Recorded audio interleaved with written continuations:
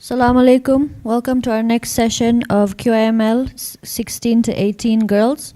We'll now call upon our participant of the day, the first participant, with the lanyard code GB01QIML. GB01QIML.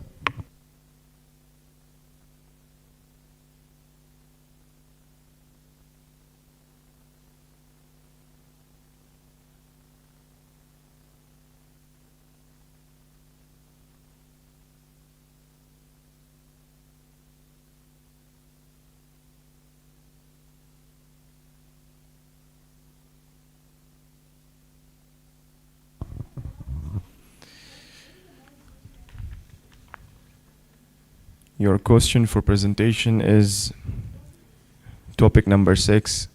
Was the Prophet Muhammad sallallahu alaihi wasallam truly illiterate, and what does this mean in the context of Islamic teachings? Topic number 6.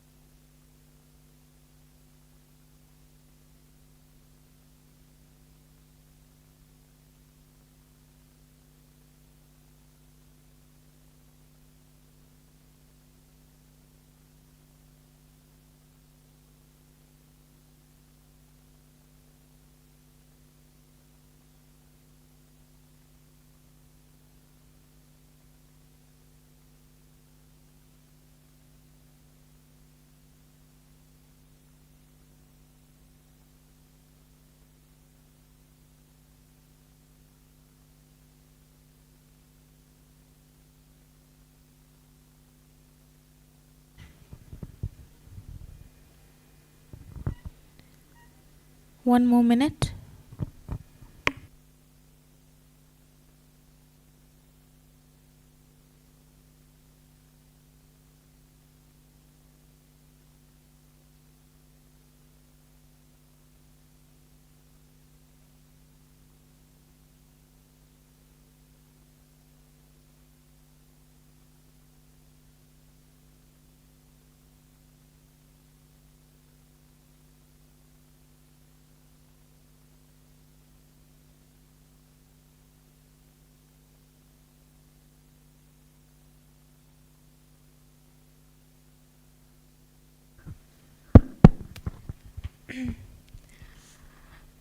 أعوذ بالله من الشيطان اللعين الرجيم بسم الله الرحمن الرحيم.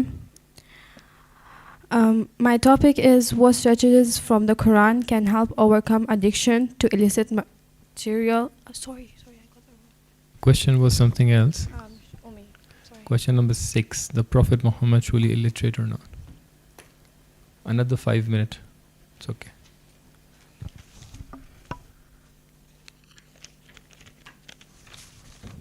I'm so sorry.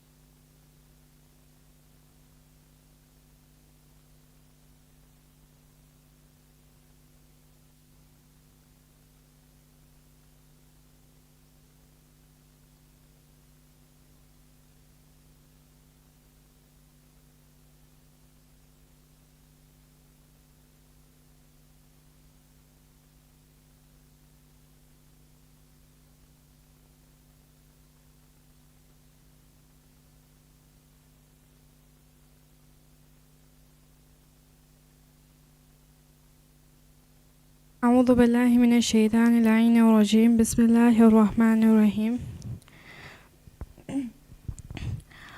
Assalamu alaikum, everyone.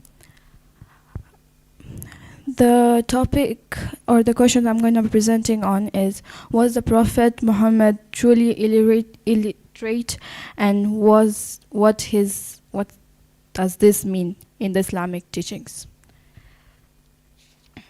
In Surah Ankabut, Ayah 48, Allah says, "You did not use to recite any scripture before it, nor did you write it with your right hand, for the impurgers would have been skeptical." So in this verse, Allah says that He doesn't say that Rasulullah didn't know. Rasulullah didn't know how to write or read, or he was illiterate. But he said he did not write or read because if he did, those people that were not the believers would have thought that he wrote the book by himself. Now I'll come to the point, what does Ummi mean? There are like a little different meaning for everything. Ummi, which is one actual meaning, is that the person is illiterate, does not know how to read or write. The other meaning is that someone who comes out of the womb doesn't know anything yet. The other meaning refers to those who are from Makkah, because that was the first land, and it refers to that.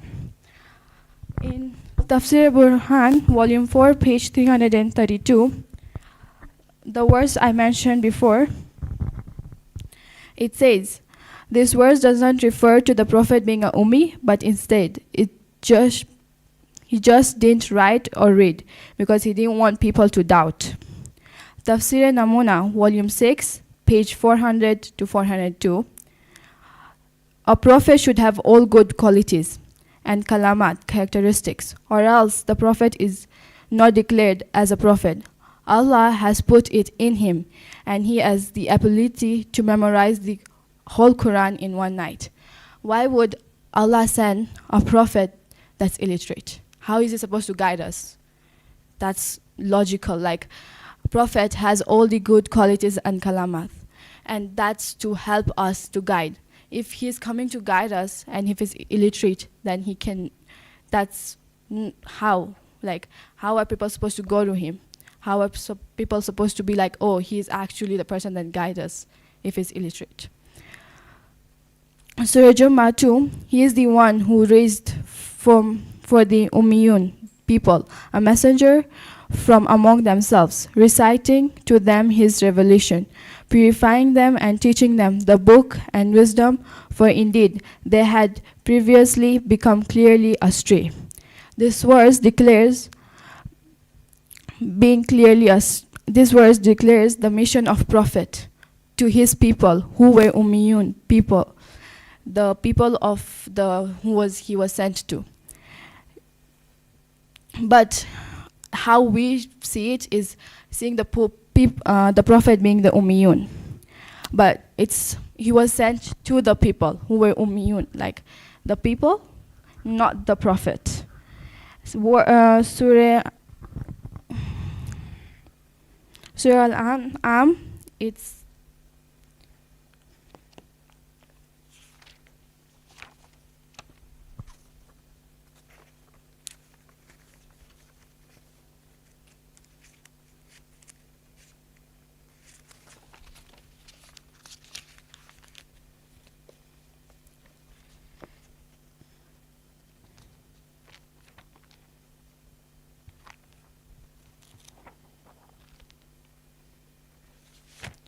so sorry.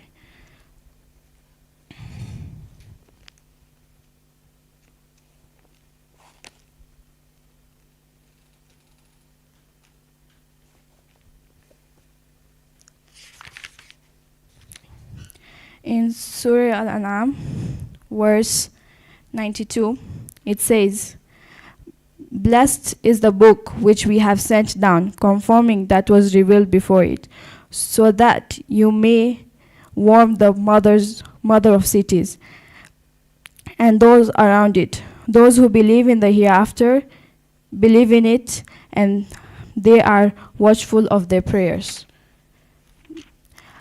In this ayat, it says, it refers to Makkah didn't have a divine book. The people didn't have a prophet that was sent to them. And that was Kira.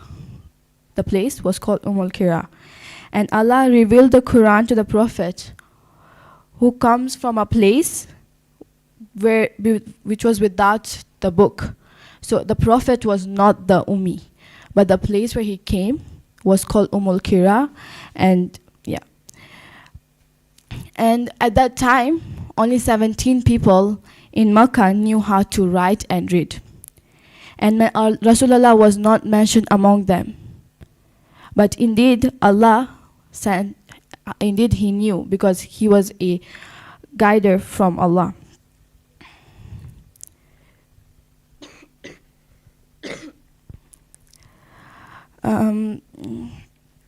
Shahid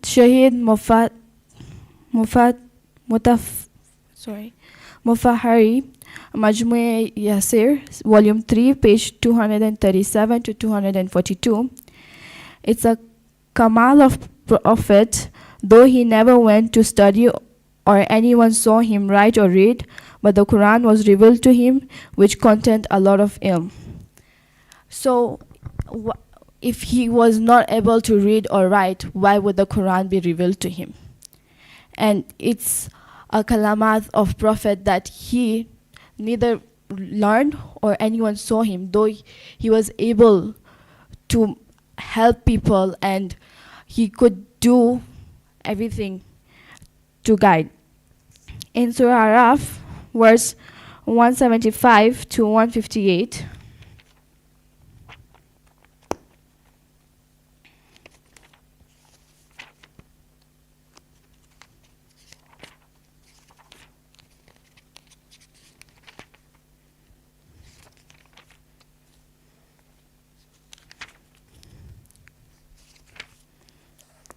it says, those who follow the apostle, the instructed prophet, those whose mentioned they find written with them in the Torah, and the evangel who bids them to do what is right and forbid them from what is wrong, makes lawful to them all the good things and forbids them from all vicious things, and relieves them of their burden and the shackles that were upon them, those who believe in him, nor honor him and help him, and follow the light that has been sent down with him. They are the felicitous. O mankind, I am the apostle of Allah to you all, of him, to whom belongs the kingdom of the heavens and the earth. There is no God except him. He gives life and brings death. So have faith in Allah and his apostle, the uninstructed prophet, who has faith in Allah and his words, and follow him so that you may be guided. In this verse, Allama Tabatabai, Tafsir al-Mizan, Sheikh al-Tusi, a narration from Imam Ali and Imam Bakir and Imam Jafar Sadiq, argues that Al-Nabi al-Ami, the Prophet being the illiterate, means the Prophet arose and was sent to the Ummiyun, the people without a book. Proof, this verse says, who they find written down with them is the Torah and the Gospel. The people of the book are asked to recognize him from their own book. Nahjul Balagha, Sermon 1, Imam Ali describes the Prophet's household and says, and he, the Prophet, did not associate with any learned person, so that he could acquire something of his knowledge. The door of learning was closed to man until Allah opened it through the Prophet's teaching. So Prophet was sent to teach. If he was illiterate, how would he teach the people? And to conclude Rasulullah was born with knowledge. His creator, Allah, sent him with the knowledge. If he didn't write or read, doesn't mean he couldn't read or write. Why would Allah send an illiterate to guide people? Rasulullah was known as Amin. Why would people go to him to tell him about the right if he was illiterate. Prophet told others to write the Quran and letters so they don't doubt him. When he was dying, he had asked for a pen and a paper. If he did not know how to read or write, why would he ask for the pen and paper? Though he was refused to give, but for sure, a prophet is not sent illiterate because he's supposed to guide us. And that's my conclusion.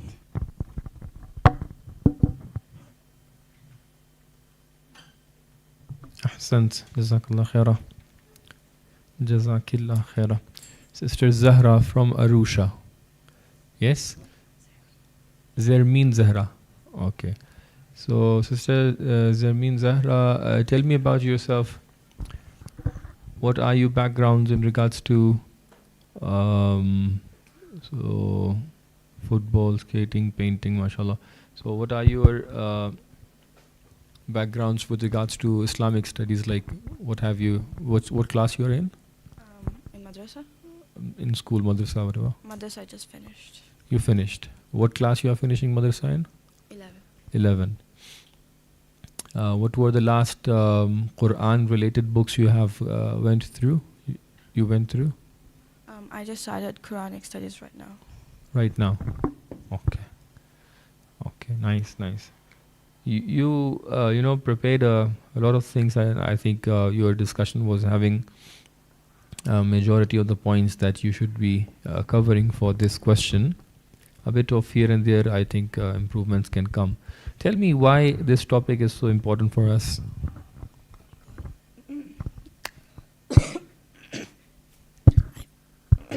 Sorry. I feel like because everyone everyone says that the Prophet was Ummi, and we regard it as, the Prophet didn't know how to read or write. Mm-hmm. So it comes a question into people's mind that, if he didn't know how to read or write, how was he guiding us? How was he the right person? Mm-hmm. So let's say maybe Allah would have thought that Prophet is not reading and writing, but he can select someone who could read and write. Prophet had many people who were writing at that time. Yeah, you mentioned that there were a couple of 17 people at that time who were knowing how to read and write. Even afterwards, you are aware of the concept of Katibul Wahi, people who were writing the revelations. Yeah.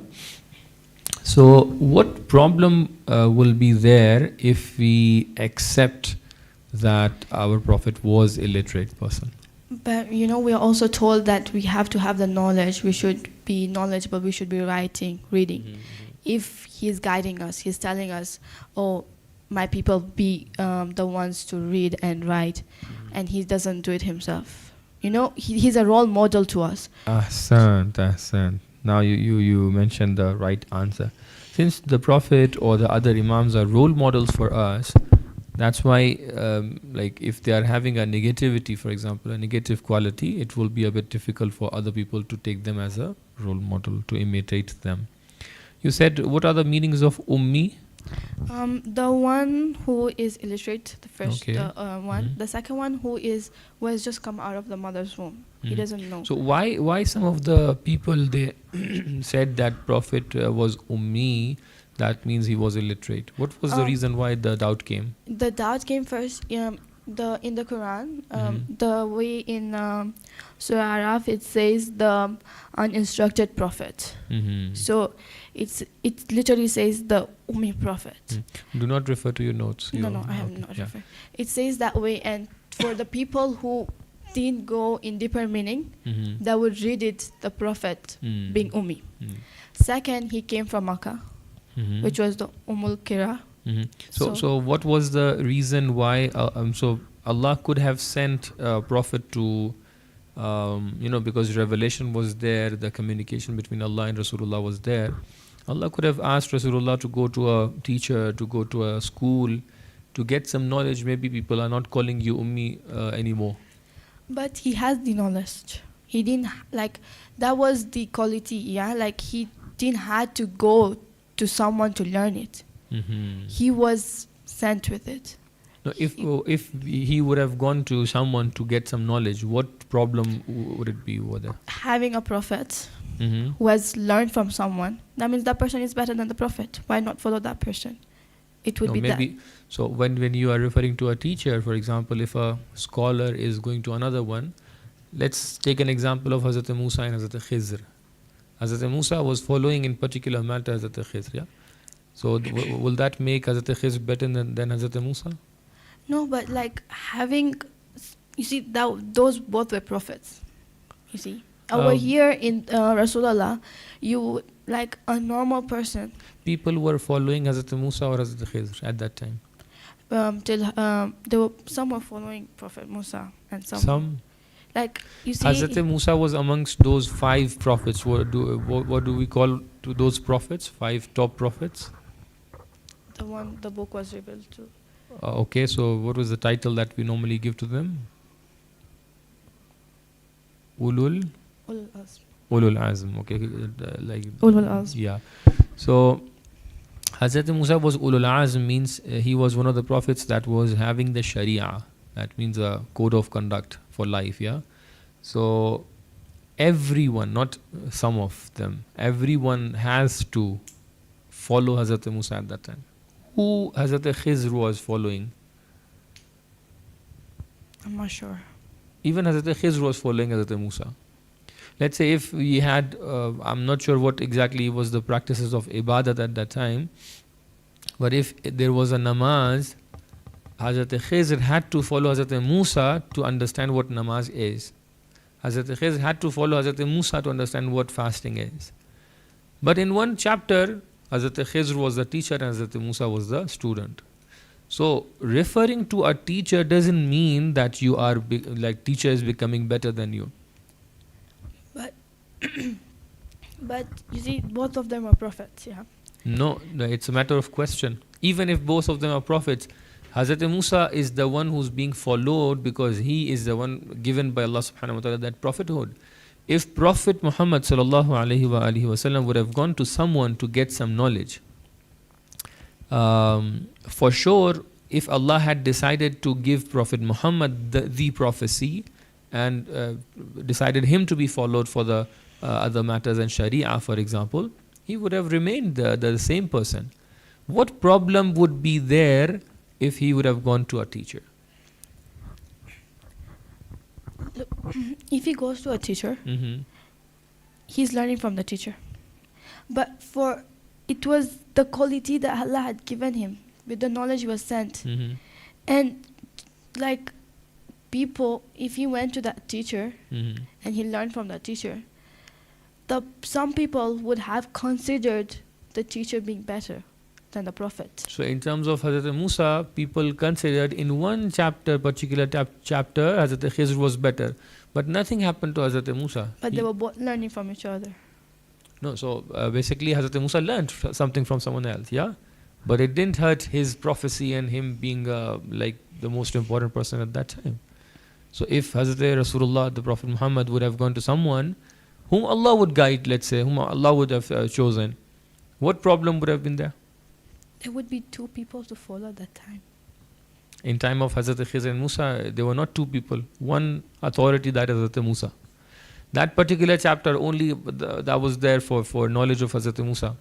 It could be the same for Rasulullah as well. Why didn't he go? Because he knew it. He had the knowledge. But why then? So in order to show to the people that he is having that positive quality of knowing how to read and write, he could have gone to someone. There is a problem like which would have happened if he would have gone. That is related to his miracle.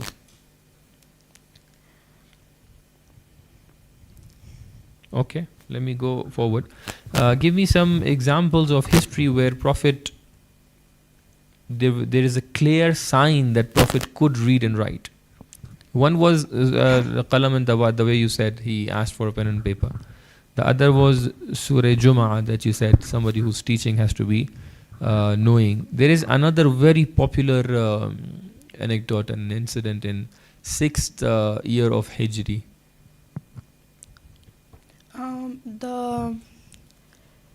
You've been there in our training sessions?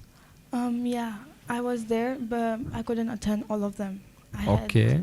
Over there we have shared, I think in the files that we had shared with you. the Treaty of Libya. I won't take a answer which is doubtful answer. Either you are saying it 100% or I'll take it wrong. The Treaty of Libya. Thank you. So what was the case in Treaty of Hudaybiyah? I'm 100% sure, but the to the battle Mhm. to the treaty that was made between Prophet and the Makkans, the Makkah people. Mhm. There were rules that he has set, Mhm. and for them to follow, Mhm. and to have a peaceful ending. That's a fine, treaty. but what is the relevance of Treaty of Hudaybiyah with our topic? As far as I know, he wrote it or instructed No. Imam Ali to write it. Okay, so that is true. He instructed Imam Ali to write the peace treaty, yeah? So again, he instructed someone. He didn't write himself. He signed it at the end. So signing is like, it could be, normally at that time sign was this, the ring, you know? So people used to sign like this. So it's not like you're writing something. But you should be able to like understand and get the concept of the battle and how to calm it down to instruct someone. There is another thing happened in between that is a clear sign why Prophet could read and write. I'm not sure. Okay. Maulana.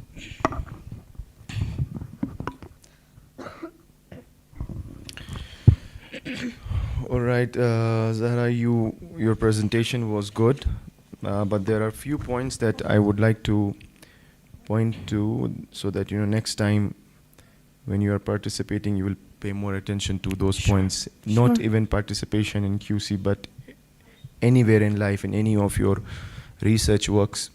You have to be very sure about the references that you are providing, Sure. and you have to be precise, and you have to show the other person, your audience, the readers who are reading your research paper, that you know what you're talking about. Therefore, many of those references that you were mentioning, either you did not pronounce them well, or it was not written properly on your paper because the name of the author was maybe Persian name or Arabic name, the name of the book. For example, Majmu' Athar, you mentioned something else. Shahid Mutahari, you could not pronounce his name. So these are important things. These are important individuals. When you are quoting, you have to be precise, because people might think you have copied from somewhere. I'm sure you have not copied from somewhere, but if you cannot read, and once you start presenting, the audience should not feel that this is the first time you are reading. Many of the phrases that you were reading out and you were presenting, it seemed as if this is the first time the paper came in front of you. So you have to be more confident, and I would like to advise you and people who are listening here online that whenever you mention the names of Aimma alayhi salatu wassalam, always try to say alayhi salam or alayhi salam or alayhi salam. So yes, sometimes you move on because you are in a flow. That is also not right, but when I'm listening to you, I find that it's not in your vocabulary, it's not in your way of speech. Sometimes people do say alayhi salam, but they miss out because of the flow. But sometimes I feel that when you were talking, you never said, you did not stop for that, right? So there has to be some sort of now coming to those meanings that you provided for ummi, illiterate, the meaning which is there, a person coming from the womb of a mother, people of Mecca.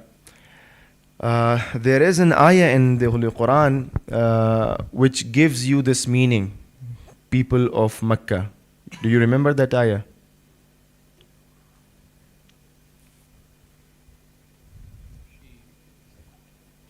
I want her to remember it again. وهذا كتاب أنزلناه مبارك لتنذر أم القرى وأم القرى. Yeah, ومن حولها.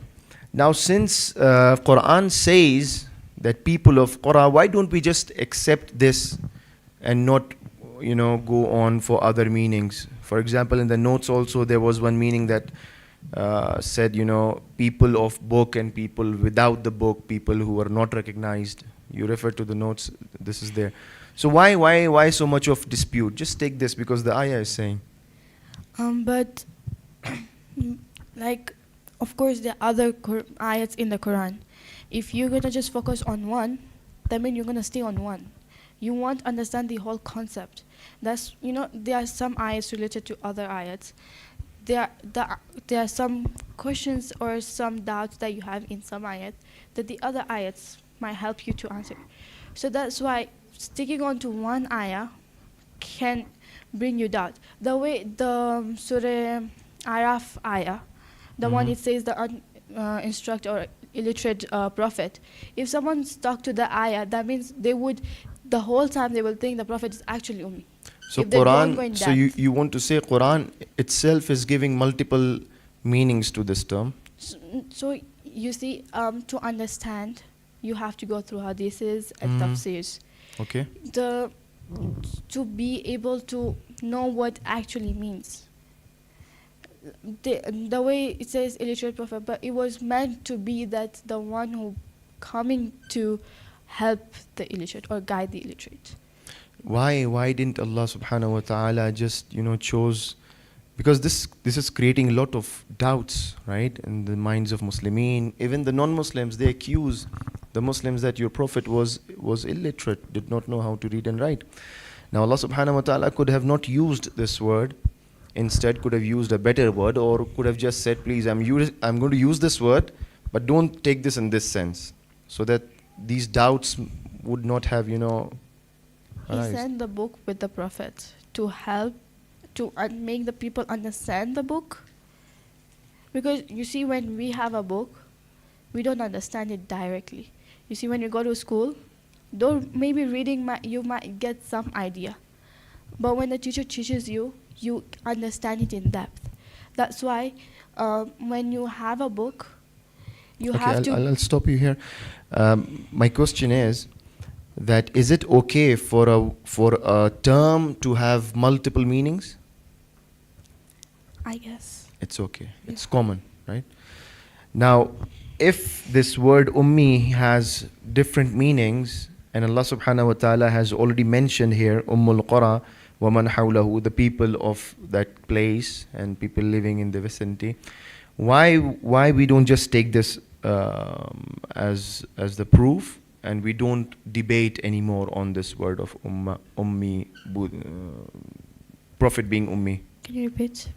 Now, if a single term has multiple meanings, and Allah subhanahu wa ta'ala has chosen one meaning, this ayah is here, Surah An'am, verse number 92, why we need to go into all this debate of ummi? We can just say that this is the meaning that Allah subhanahu wa ta'ala is using, and let's get on with it. Don't go into this debate. I know it, you know it, but the people who doubt it don't know. So the more you discuss about it, those who don't know also get to know.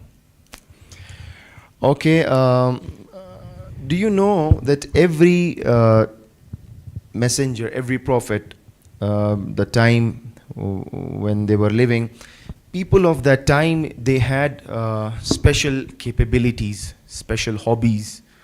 The time, for example, Prophet Musa, the time was about magic, yes. There were people, they were engaged in magic, black magic, and therefore the nature of the miracles that Prophet Musa had was a lot of things that would connect with the magical issues. Now, the time of the Holy Prophet, the quality of that time, the hobby of those people, the dominant, attitude of those people was to, many of them were poets. They enjoyed poetry, they enjoyed eloquence, they enjoyed, literature in this sense. Now, can you connect that environment and our emphasis on this meaning of ummi, that the Holy Prophet was not illiterate? Why Allah subhanahu wa ta'ala wants to emphasize on this issue, that the Prophet was ummi in the sense that he did not have a teacher, right? While the whole of Arab at that time, they are poets, they enjoy poetry, they love poetry. People used to hang their poems on the Holy Kaaba. Can you give something? Do you have some idea about? So there was the scene of where the people had tried to copy the Quran. Okay. So, likewise, if the people, like everyone knew how to do poetry and stuff, and the Quran was sent in such a beautiful way, to show the people that the Rasulullah didn't have to go to anyone, and such a book was revealed to him, and he did not write it himself. Yes. Okay. So Allah subhanahu wa ta'ala wanted to protect the miraculous aspect of Quran, so that people don't accuse that it is from the Holy Prophet. It's his word, not Allah's word. Okay. Now, that issue that you mentioned, and then Sayyid was asking you. Okay. Okay, very quickly. You said that, the Holy Prophet knew how to write because he asked for pen and a paper. And if he did not know how to read and write, he wouldn't ask for pen and paper. And Sayyid wanted to ask you about, and you pointed out about Sulh Hudaybiyah. So there were writers, right? There were people who could write on behalf of the Holy Prophet. And you said Imam Ali ﷺ was there. Again, can you comment on this, because this is very important. You have to connect these incidents in history to understand these topics of aqaid. So, if the Prophet told anyone else to write it or write his will, the person might would have changed some word, or the people would have said, "Oh, the Prophet didn't write it." That means, or there must be some changes. I'm just trying to say your proof that the Prophet asked for pen and a paper proves that he knew how to read and write. This is not the case. He could have asked for pen and a paper and asked someone else to write on his behalf, asked Amir al-Mu'minin to write on his behalf. Yeah, that's what I'm saying. That if the other person wrote it rather than the Prophet himself, the people would have questioned, "Oh, this will is not right." Maybe Rasulullah was saying something else and the person wrote something else. Or the people were like, "Oh no, he did not write it himself, so this will is not right." And even if we asked Imam Ali, the people were already against him. They would say, "Oh, the Imam Ali wrote this on the will for his own benefit." Just a final question. I want to understand that you were mentioning a whole lot of references, Allama Tabatabai al-Mizan and Shaykh Mutahhari Majmu' Asar. How did you do your research? What were the sources and means of research? The last ayat I mentioned, the Surah Not Araf. the whole. So I have a project. teacher. I have a teacher. You have a teacher. Yes. Who's your teacher? She is a. In Arusha? In Arusha. Okay. So you used to ask her to provide you the material from the books? So I used the classes and her, both of them. So the books that you are mentioning, you did not refer yourself? I did go through the specific pages she. Where did you go through? How did you find those books? Online, some of them, and some of them she provided me, but some of them were in Farsi. Okay. So she was translating for me. Okay. So you literally referred to the Farsi book and she was translating for you? Yep. Okay. Nice. Okay. Thank you. Last question from my end. How would you connect this question to your practical life? This Umi question? Yeah. As in? Like, how would you connect it to your practical life? Is it something that it's only theoretical for you? Is it something that you can utilize in your day-to-day life as well? I would say that having knowledge and the ability to write and read is very important to be successful and for your future. Yep. And the Prophet really was a role model. So if he was um, knowledgeable, so we should try to be too. Good. Thank you, Asad. Can we please have our next participant with the lanyard code GB05QIML? GB05.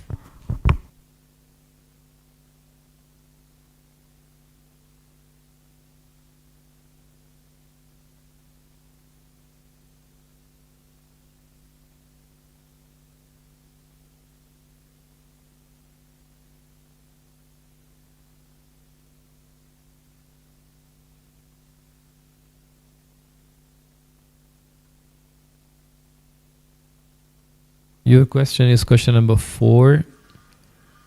The question goes like this: what perspective does the Quran provide on understanding and navigating LGBTQ related challenges?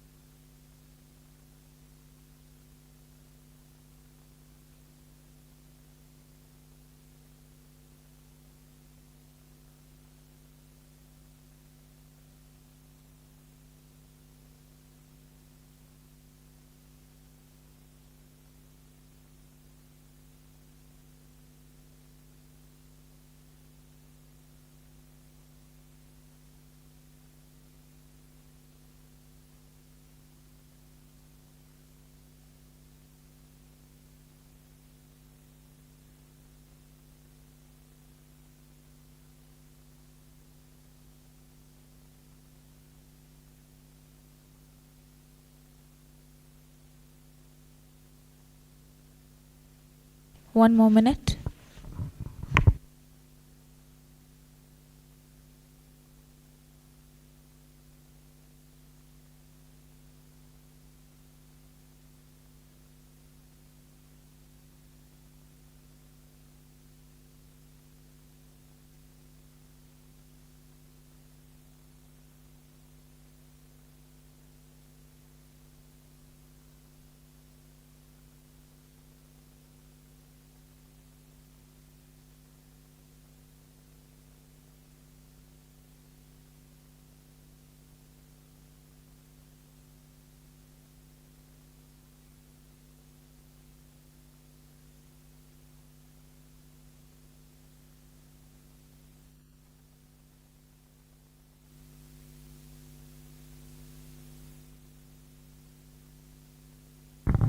Today my question is, what perspective does the Quran provide on understanding and navigating LGBTQ related challenges? So firstly, when we look at the LGBTQ movement, we notice that it advocates for diverse sexual orientations, identities, and fluidity. And it further advocates for the idea that you can do what you feel like, and it is taken as a fundamental part of human diversity and rights. However, in the traditional Islamic worldview, we derive it from the Quran and the Sunnah, and it provides a specific paradigm of human morality, human sexuality, and family structure. Now that we have established that, we know that as Muslims, the Quran is the ultimate source of guidance, which is never considered outdated nor changed. In fact, a study using radiocarbon dating in 2015 on the Birmingham Quran manuscript dated the parchment to 568 to 645 CE approximately, and showed that the Quranic text fragments matched exactly the modern Quran that we have today. And while the Quran does not provide a detailed legal code for every single situation, it offers us overarching principles, formulas, stories, and prohibitions that shape the Islamic moral universe. Before I continue, I'd like to address the question as to why is this even important and is this even relevant? This question proves to in fact be very relevant, as research and statistics show that there is a global prevalence in various global surveys, i.e. Gallup, which found that around 7% of adults in many Western countries now identify as LGBTQ. This number is significantly higher among younger generations. Now that we have seen all of this question will now be approached by seeing what the Quran says, what it emphasizes, and how we can apply its wisdom. Therefore, it is important to know that the Quran does not discuss homosexuality as a modern identity, but addresses the act of same-sex relations primarily through the narrative of the people of Lut. Alayhi salam. Bismillah ar-Rahman ar-Rahim. In Surah Al-A'raf, verse number 80 to 84, Allah says in the Holy Quran, Bismillah ar-Rahman ar-Rahim, وَلُوتًا إِذْ قَالَ لِقَوْمِهِ أَتَأْتُونَ الْفَاحِشَةَ مَا سَبَقَكُمْ بِهَا مِنْ أَحَدٍ مِنَ الْعَالَمِينَ. And we had sent Lut when he said to his people, do you commit such an immorality as no one has preceded you from among the world's like peoples?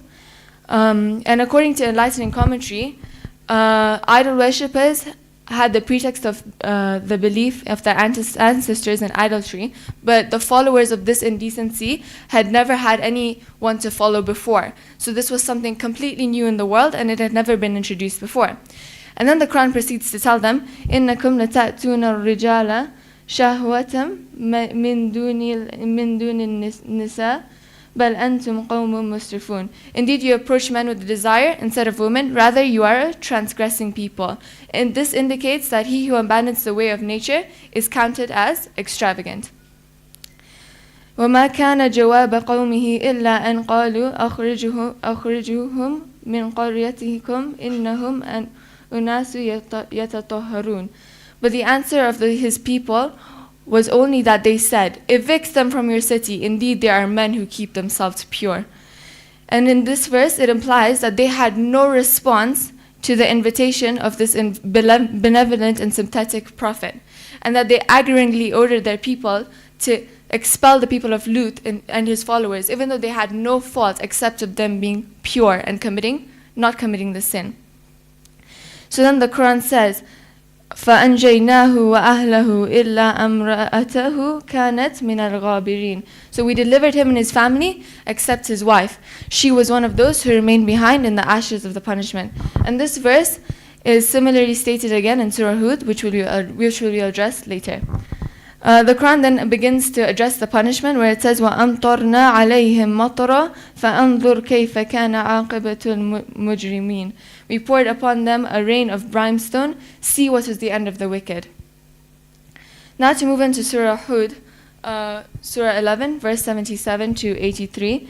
It says, Bismillah ar-Rahman ar-Rahim. To Lut, he was distressed on their account and in a predicament for their sake. And he said, this is a terrible day. Then his people came running toward him, and they had been committing vices aforetime. He said, O my people, these are my daughters. They are pure for you. Be wary of Allah and do not humiliate me with regards to my guests. Is there not a right-minded man among you? They said, you certainly know that we have no interest in your daughters. And indeed you know what we want. He said, if only I had the power to deter you, or could take refuge in a mighty support. They said, O Lut, we are messengers of your Lord. We will never get at you. Set out with your family in a watch of the night, and none of you shall turn around, except your wife. Indeed, she will be struck by what strikes them. Indeed, their tryst is the dawn. Is not the dawn already near? So when our edict came, we made its topmost part its nethermost, and we rained on its stones of laminar shale, sent in from your Lord for the profligate, never far from the wrongdoers. So the explanation of the surah is it first starts with the story of Prophet Ibrahim, where he was given glad tidings of, firstly, them being angels, secondly, him having news of a son, and thirdly, is that they were going to punish the people of Lut. Then the angels had arrived to the people of Lut, and they had taken the form of very handsome, very beautiful human being. And so the wife of Lut had spied on them and had seen this, and she was a supporter of these people of Lut. So what she did was she went and she told them, these indecent people, that there are these very handsome men here, go and do your deeds with them. So then the people came, and Lut scolded them and told them, you opt for my daughters, and they refused. And then Tafsir al-Mizan detailed that in regards to the punishment over here, actually nice in commentary, that it gives more detail that there were some areolites like clay that were marked with the Lord, or every stone was particularized to destroy a definite person. And the two groups of people that were punished here was the people of Lut, those people who committed those indecent acts, and additionally the wife. And this gives us two things in regards to how we should deal with the LGBTQ challenges. Number one is that if the people who did these indecent acts were punished in such a way, then surely ourselves should not commit the act in itself. However, it is important to note that it is not the desire or the thought that is wrong, it is our action that would be considered what we would be judged by. As if we were judged by our action or our thought, for example, something like an intrusive thought, that would be out of our control, and hence our judgment would be very harsh. Secondly, Prophet Lut's wife was the second person that was punished, and she was punished for supporting and spying. And in regards to her support, we should too take an example here that we should not support the current movement as well. Furthermore, I'd like to mention that in regards to the parts where I said the desire and the thought, I'd like to mention an encouraging verse of the Quran where it says, فَإِنَّ مَعَ الْعُسْرِ يُسْرًا إِنَّ مَعَ الْعُسْرِ يُسْرًا. So surely with hardship comes ease, surely with hardship comes ease. And that verse, the word ma'a, doesn't actually mean after, but rather it means with. So when we say that when you're fighting any desire, or for example, when you're fighting having to do with an LGBTQ related challenge and you're finding it difficult, just know that rather than, you do not have to wait for after to get ease, but rather Allah is promising that you will taste the fruits of your hardship during it. As well, another hadith that really talks about this is this hadith by Imam Ali, where he talks in regards to the characteristics of a true believer, and he says that a short period of patience for them will lead to a long period of tranquility for them. Additionally, I'd like to talk about a hadith that talks about the negative impact in regards to LGBTQ, just LGBTQ, or the actions of the people of Lut. Where the Prophet Muhammad, peace be upon him, and his family says, "Cursed is the one who does the action of the people of Lut." And it brings about the question of, why is this even so wrong in the first place? Why is it that the Prophet is heavily discouraging this? And why is it that the Quran is explicitly prohibiting it? In addition, why is it considered a gunah kabira? And the answer is simply because Allah said so himself. And we know that if God tells you something, then surely there is no one more knowledgeable than him in any field. And it's like, for example, if you have a medical problem, you would not go to a lawyer to solve a medical problem. You would go to a doctor, because a doctor has knowledge in that field.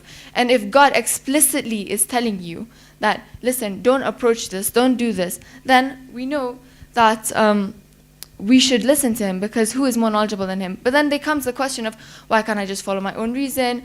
Why can't I just follow my own desire? Like, didn't God also give me my own emotion? Didn't he also give me my own thought? And to that, I like to use the example of science, which a lot of atheists would use as their proof today, not in regards to the LGBTQ related challenges, but more in a general sense, because it is the application of human thought used to prove something. And in science, it was recently discovered that the two densities of the seas, like where the seas meet, there are two densities, and hence they don't mix. However, that study was recent, and before that, there were probably a number of people who did not believe that. And however, in the Quran, Allah even says in Surah 25, verse 53, it is He who merged the two seas. This one is sweet and agreeable, and that one is briny and bitter. And between the two, He sets a barrier and a forbidding hindrance. So it shows that you can spend so much time believing something based on your own thought, when in fact, God has even told you this ages ago. You've just refused to believe it. So you go so far trying to prove the opposite point. You go so far out of your way, and then all to just come back to the same point. So why go through all that struggle when you can just listen to God in the first place?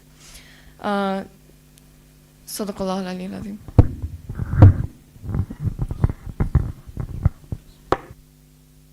Ahsan, Jazakallah khair, Jazakillah khairah. Presentation was yours.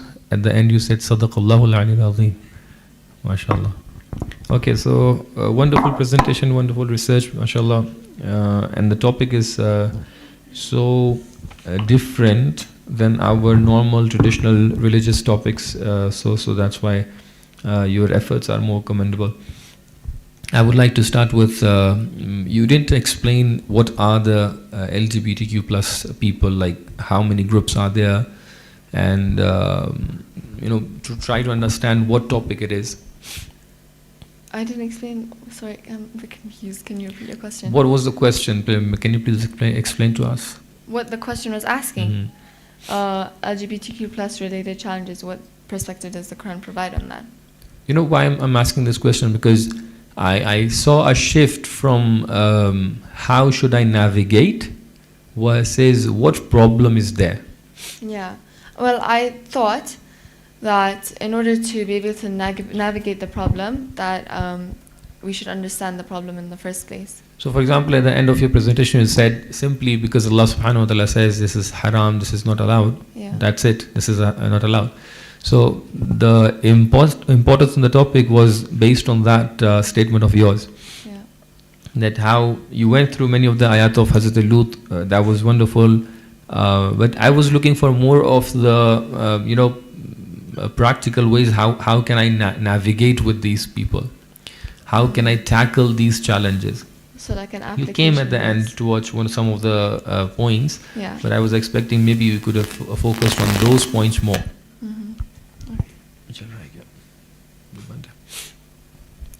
Okay, so I'm just first I'm going to watch the first segment of your presentation. Tell me, do you know a lady called Maryam Khatun Malik Ara or Mulk Ara? Unfortunately not.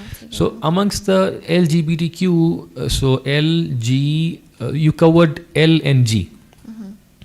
How about T, transgenders? So let me explain my question. If a transgender is feeling that whatever he or she is related to any of the two sides, is it allowed for them to go towards any of the two sides and have a surgery or something? It depends on the person that you follow. Like for Sistani, I don't have a reference for this, but in pre-uni we had a discussion and Sheikh Ali had mentioned that according to Sistani, it's not allowed. But some what scholars, thing is not allowed? Like to identify as another gender that's not yourself. No, I'm asking about a person who's truly like to shift, basically. Yeah, changing the gender. Yeah, so he said for transgender, according to Sistani, it's not allowed for you to shift. But some scholars actually do allow it. Who? I don't know, but he just said some scholars do allow Okay, it. Imam Khomeini used to allow. He used to say in his Tahrur al-Wasila that it's not per se prohibited. Can you explain to me what is the core message behind this? Per se not haram, Maybe it's not explicitly forbidden Mhm. because here. but practically haram. Per se not haram, but practically haram. Even Ayatollah Sistani's fatwa is also very near to the same concept. Maybe it has to do with.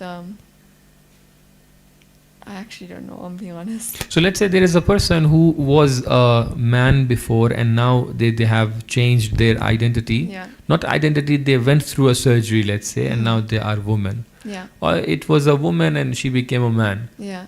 How do you identify? Will you accept the same person in the current situation? I think that they can't really do anything to now reverse it if they've Mhm. done something surgically. So you are accepting it. Have you gone through the Masail of Ayatollah Sistani I've not related to gone this? through it. I've not gone through it. This is a very new masala which you could find a very less Yeah. ayat in Quran. It was expected, you could have referred. Yeah, I should have referred Yeah, to it. Ayatollah Sistani explains about it. Okay. The person will remain the same as before. They remain the Currently same. it's a man, Yeah. but since he was a woman before, So you refer to them as women. woman, yeah. Okay. So this lady called Maryam Khatun Malikara or Mulkara, she was the first person the beginning of Inqilab in Iran. Yeah. She communicated through a letter to Imam Khomeini. Yeah. And she shared this problem, a genuine problem amongst the people, that there are people who truly are women and biologically, but they are seeming to be something else. Yeah. So then Imam Khomeini apparently changed some of the fatwas of his. Yeah. I would recommend afterwards if you can go and go through this article of Maryam Khatun Mulkara. It will open some of the other aspects to your discussion. Yeah. Now I'm coming back to the navigations. So what are the challenges that we are facing in terms of LGBTQ? So, I think in the world that we live in today, there's a lot of forced acceptance. You kind of have to accept. You can't really be against Good, it, good. publicly, Good. at least. Mhm. So that's one of the major challenges, especially for example for ladies, you go to a ladies washroom, maybe you want to fix your hijab or something, Mhm. but then there's a man who comes in And they're- identifies as a exactly, woman. and Okay. then it's Mhm. those are the kind of challenges that we can deal with. Mhm, mhm. So approaching them is Do you have any examples where identification someone as opposite gender or something else than what they are is causing problems? Do you have any examples in today's world where it has caused a problem in recent days? There were some. what's the problem? You remember where was the Olympics recently? No, I don't. It was in France, I think. Yeah. I actually don't know this. And the person who became first or second, she was a man. Oh, so there I was think a so. problem. So in what she was competing in, maybe she was competing in the women's. She team, was but identifying is as a woman. identifying- Yeah, and then won Yeah, because Okay.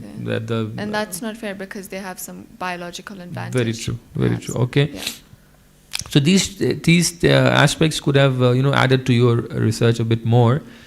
From the ayat that you are presenting, I think from you presented 3 surahs. I think Surah Araf you presented 80 to 84. You presented Surah Hud, Yeah. and you presented Surah Hijr. You didn't present. Surah Hijr has Hazrat Lut's story. Surah Anbiya has it. Surah Shu'ara has it. Yeah. Surah Naml has it, Surah Ankabut has it. Compilation of all these ayat is giving some of the, strategies how to deal with these people. Yeah. I was expecting maybe you could have, pick some of the points over there, how they are treating with these people. Yeah. Okay. When he's saying, Hunna banati athhar lakum, Hazrat Lut is coming over there and telling them, the people who are wrongdoers, literally. But he is saying, these are my daughters. If you Yeah. want to get married to them, go get married to them. Yeah. How do you understand this as a strategy to deal with these people? Open this up, like. So he had told those people, even though despite that they had considered, they had wanted to have some same-sex relations, he had still encouraged them to have opposite sex relations, which means that probably that maybe that can be a solution. So this Maybe. thing is giving us, number one, a cause or a Yeah. factor which is causing this problem, Yeah. and number two, a solution. What is the factor?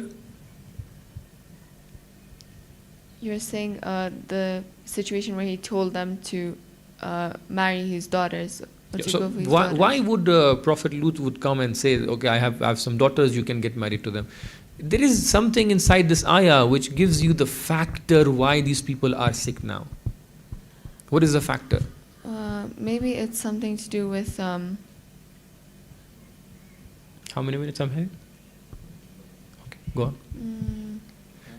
14 minutes. So see, when Hazrat Lut is coming and saying, see, you can get married to the daughters, like, I am ready to give you my daughters. That means if there's other... probably something lacking within them that's making them go for same-sex relations. That's why they're going out of their natural order. Lacking. What was lacking? I have no clue. Okay, even the people who are listening to us, like, it's a matter, it's a message for the communities. Yeah. Hazrat Lut is saying, even if the other people are not ready to give you their daughters, Yeah. I am ready to give my daughters to you to get married. That means, So maybe because they didn't have, because you said that even if the other people are not willing to give you like any of their daughters, so maybe they didn't have exposure, or maybe they just the problem is, they let were me- already like embarrassed perhaps, or like by the other people, and so the other people weren't willing to offer their daughters. So then they just continued in the same sin. Very true. The other aspect could be Yeah. that people have made the marriages so difficult Yeah. that they are not ready. They are, making now making a, like- long list of the Yeah. criteria. Okay, the man should be like this, the woman should be So like they're going this. out this of is. their way, basically. So they are finding other solutions to compensate, Yeah. to fill the gap. Because it's How much they are easier. filling the gap? They're going towards the same-sex marriages. Yeah. So now Hazrat Lut is coming towards the people and saying, see, maybe there was a time when people have made it very hard and tough for you to get married, but right now I'm making it possible for you. Come back, Yeah. but it's late. So it's like a leeway, and like Son. So three things I could understand from the ayat. So the first was the assistance and help, the way I said. There was two more things I was expecting you to present. I'm not saying it right now because this question might repeat, yeah? Khair, but your presentation was very good. Truly, with regards to these topics, if somebody is coming and presenting a Quranic perspective to it, it is commendable. Thank you so much, ma'am. Maybe Sayyid will be asking more questions. How many minutes you having? 8 till 25 or 2:20? Bismillah ar-Rahman ar-Rahim. Okay, it was indeed a good presentation, and I know these things, still they are a taboo to talk on, and requires a huge lot of courage to address these issues on a platform, especially in our environment where girls and ladies, they do not address these issues, and they are not comfortable with these issues. But inshallah, we will try to address it in a very appropriate manner, and we'll try to understand that how can we navigate and how can we tackle these issues. So in order to tackle these issues, I was expecting that you would come up with some idea that what is happening around you. Maybe you could have given some idea of LGBTQ plus issues in Africa or Tanzania, or maybe in your city, Yeah. Arusha. I mean, do you have some information, some statistics? So I do know that, I think if it's Uganda, if I'm not mistaken, that it had not allowed any LGBTQ in its country, and then very recently it had just shifted. It just recently allowed it, and even Kenya hadn't allowed it until very recently. I think maybe 2 years ago, and then it suddenly shifted. So it shows that this kind of propaganda is being pushed forward, and other countries are maybe feeling pressure to now allow it. What about your own country you come from? I come from here. I'm from Oh, Kenya. you're from Yeah. Oh, you're from Nairobi. I saw Arusha. Huh? Okay. Okay.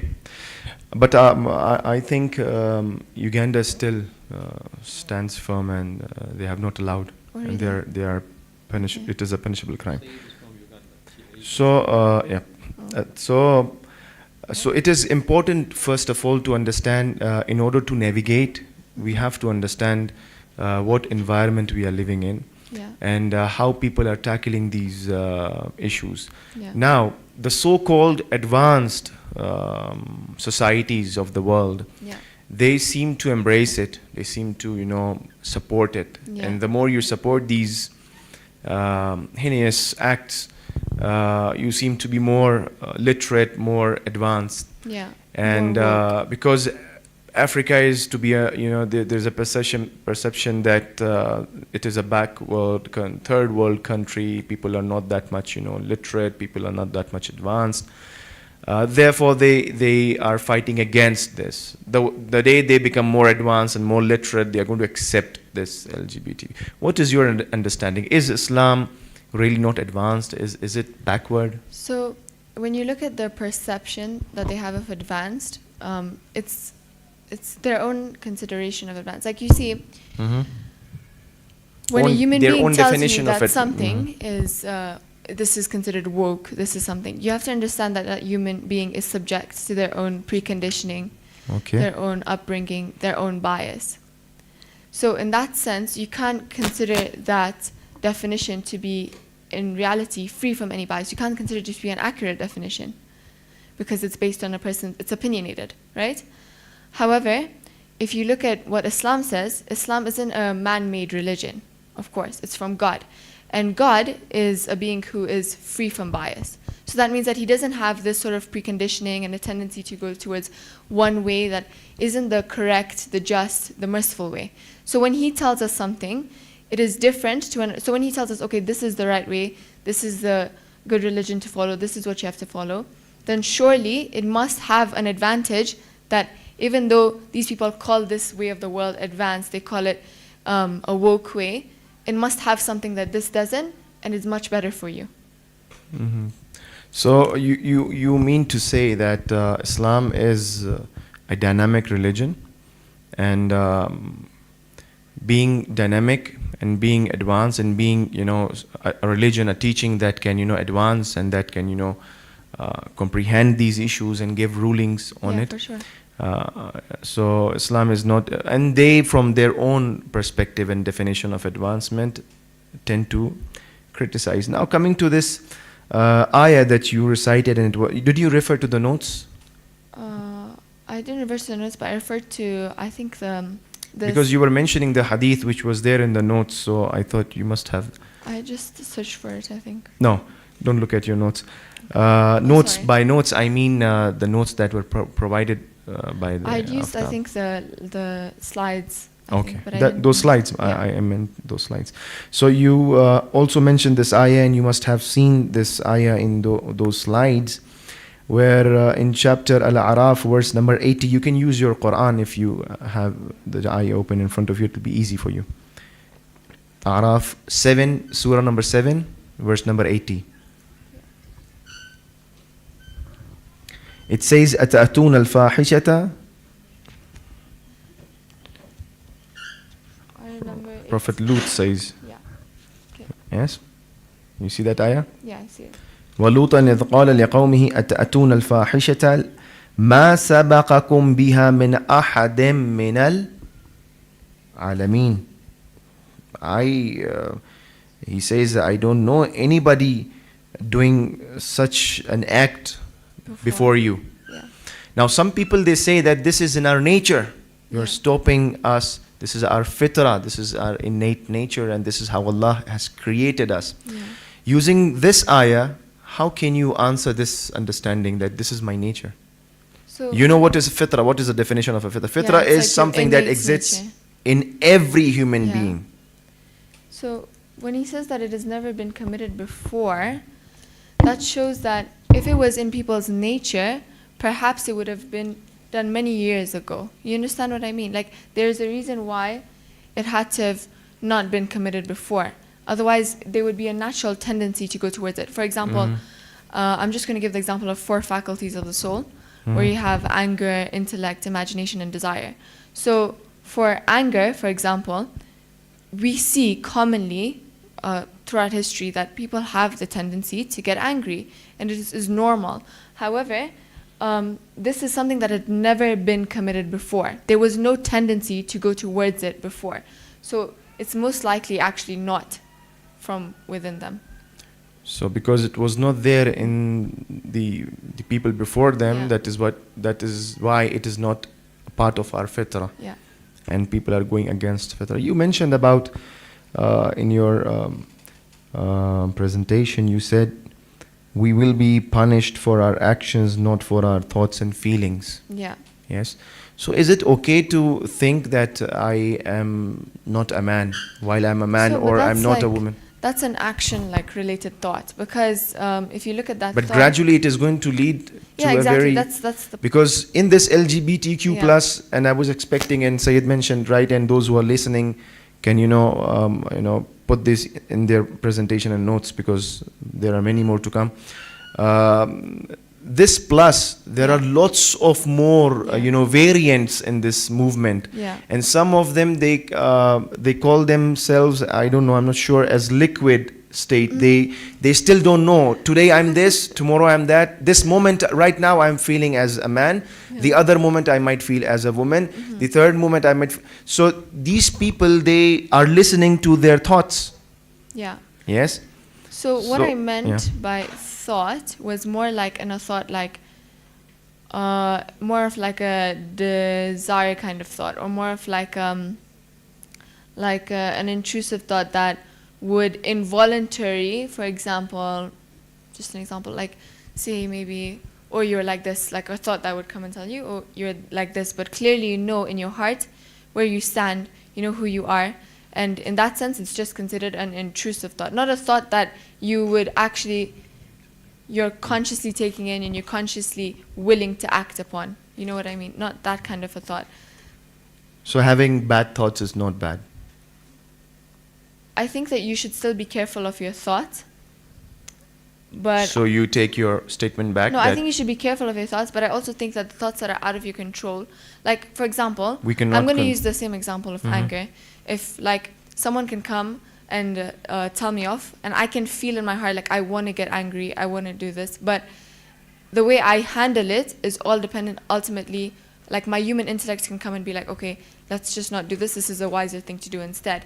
So in that sense, that's what I meant by desire or thought, that sometimes in a sense that you can feel maybe because of everyone in the world. Imagine a world like 50, 100 years from now, where everyone is LGBTQ and you're the only like normal human being.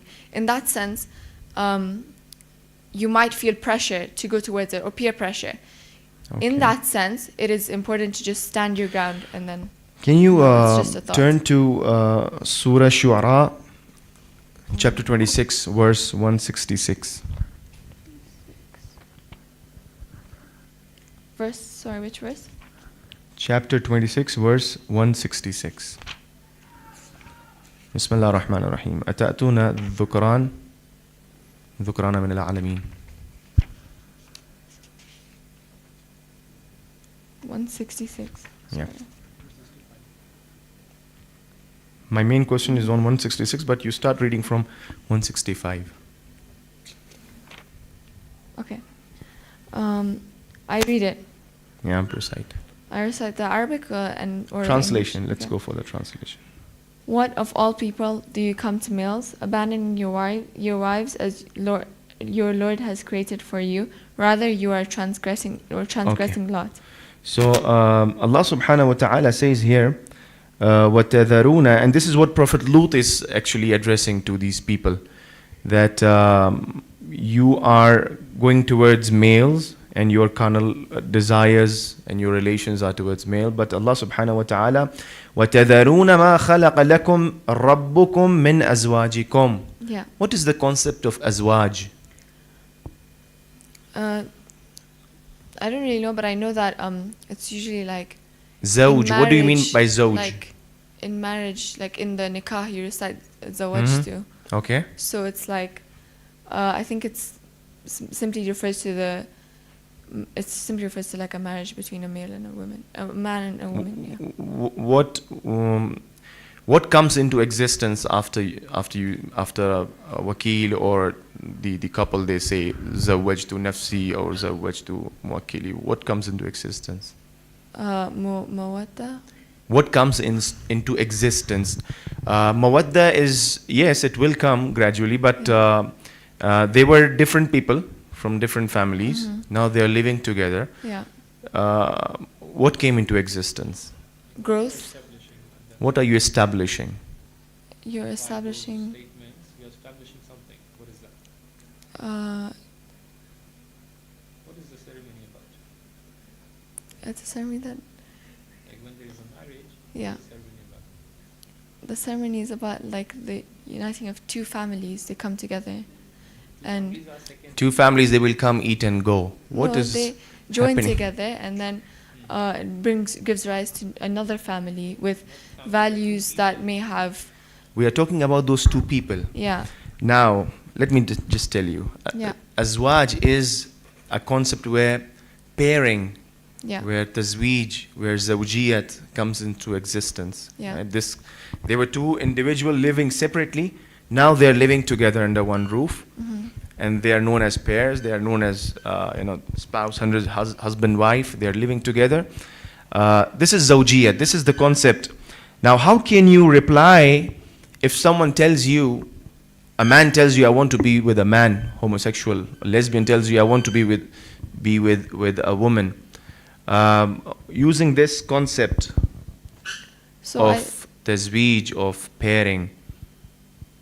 So I think first, before I go to the Answer is there in my question. I have asked you to open the ayah. This is my last Yeah. and final question. Please Okay. think on it and reply. So your question is, what would I do if someone comes to me and tells me that they want to have a same-sex relation using this ayah?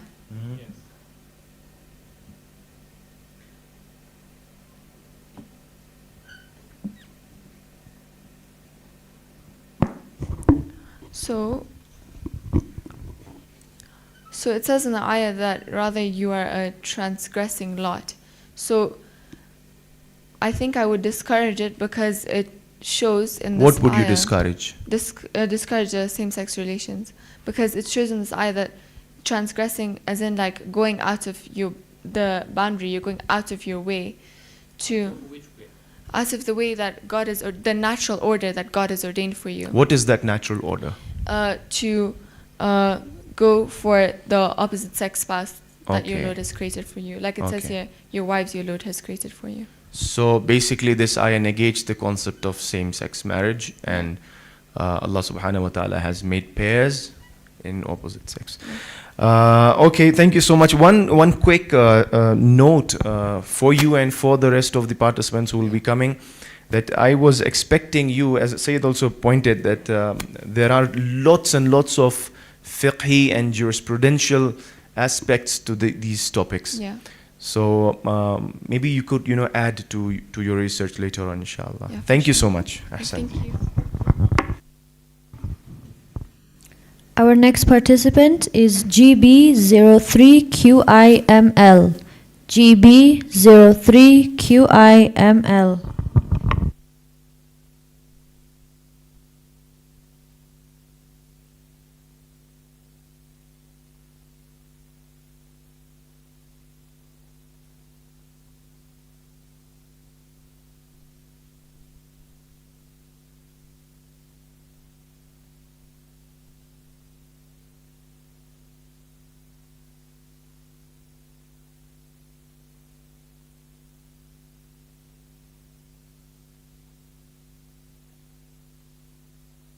Okay, your question is question number 6.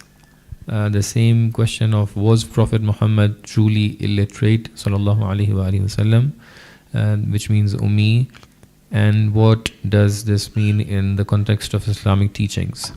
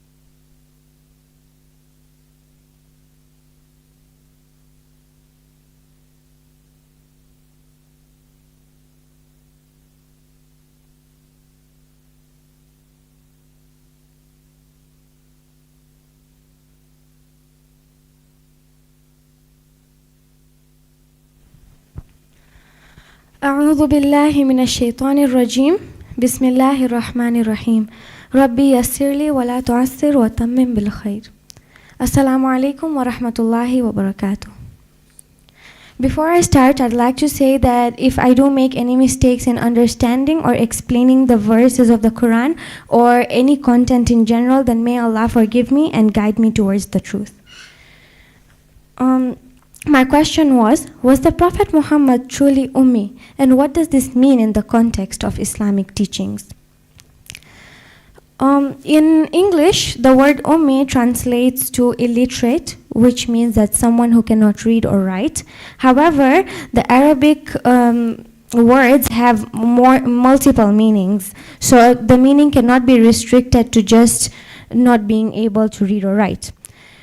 I'm going to state the other meanings that I found from the Quran and from Tafsir Mizan. The first meaning is the English one, that's someone who cannot read or write. It also means someone without a revealed scripture. And I will elaborate later on, because this refers for the Arabs who had no divine law or book before Islam. Ummi also means someone from Makkah and someone who has not learned from human teachers or influenced by previous textual authorities. It also means the word Ummi also comes from mother, so someone who has been this in their original state from birth and not shaped by a human educational system. So just to add on to this real quickly, that just because they were not shaped by a human educational system, that does not mean that the person is illiterate. It just means that there was a different method of learning. And for the case of the Holy Prophet, it's through divinity, straight from Allah.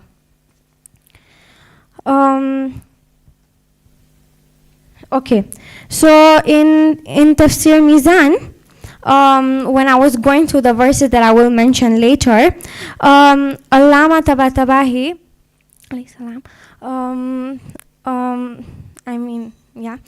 he says that it does not, the word Ummi, when it's referred to the Prophet, it does not mean ignorant, unintelligent, lacking understanding, or mentally or intellectually deficient. This would not apply for the Prophet because they go against divine wisdom and prophethood. Okay, now I'm gonna read the verses. So Surah Al-Baqarah, verse number 78. Bismillahirrahmanirrahim. وَمِنْهُمْ أُمِّيُّونَ يَعْلَمُونَ الْكِتَابَ إِلَّا أَمَانِيَّ. And among them are unlettered people who do not know the book except through wishful thinking. Now, when for this verse was revealed for some of the Jews and the Christians who were ignorant of their divine scripture or did not study it properly, spiritually, like they had spiritual and intellectual ignorance. They would, when Allah says, except through wishful thinking, they would either assume the meanings of their scriptures, or they would assume it according to their convenience, according to what they like. So that was when Allah called them Ummi over here, it meant that the people who were ignorant of their divine scripture. The next verse is Surah Ankabut, verse number 48. Bismillahirrahmanirrahim. وَمَا كُنْتَ تَتْلُو مِنْ قَلْبِهِ مِنْ كِتَابٍ وَلَا تَخُطُّهُ بِيَمِينِكَ إِذَا لَارْتَابَ الْمُبْطِلُونَ. You did not recite any book before this, nor did you write it with your right hand, otherwise the liars would have doubted. The first part of this verse, you did not recite any book before this. Why would Allah say this? This shows to the people that when Allah says Ummi here, it means that the Prophet did not read any book before this. And why was it important for Allah to mention this? This was because the next part says, otherwise the liars would have doubted. The liars would have accused the Holy Prophet for copying from the previous scriptures. And this would have not protected the miracle of the Quran, because the Holy Quran is from Allah Himself, not from any other. It's an original book from Allah. And it also says that nor did you write it with your right hand. So He did not produce it Himself. What I understood from this, my personal reflection, was that Allah did not say that you did not know how to recite any book before this and you did not know how to write. So from this verse, you can't really prove that the Prophet was illiterate, that he did not know how to read or write. This does not prove inability. Allah just says that you did not recite any book before this. And according to Tafsir Mizan, it is said that what Allah leaves undefined, we also leave undefined. Now, Allah has a reason behind everything He does in this. I'd just like to quickly mention that from this we learn that, in our daily lives, we do not know why Allah is doing some stuff. Like sometimes we really feel like we know what's good for us, but Allah is the best of creators. He knows what is good for us. So avoiding these claims that the Prophet could read and write, these protect from accusations towards the Prophet. People would accuse the Prophet for copying, and it also protects the miracle of the Quran.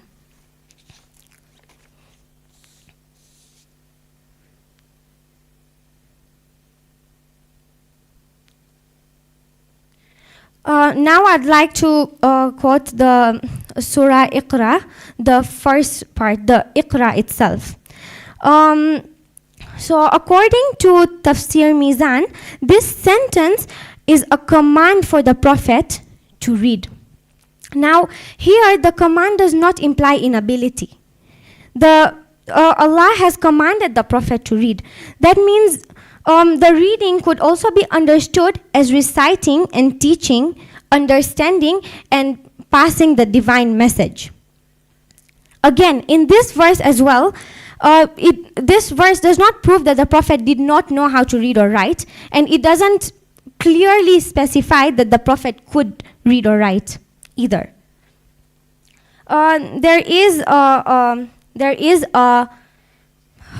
Biharul Anwar, it is mentioned that I am the city of knowledge and Ali is the gate. So the Prophet is the city of knowledge.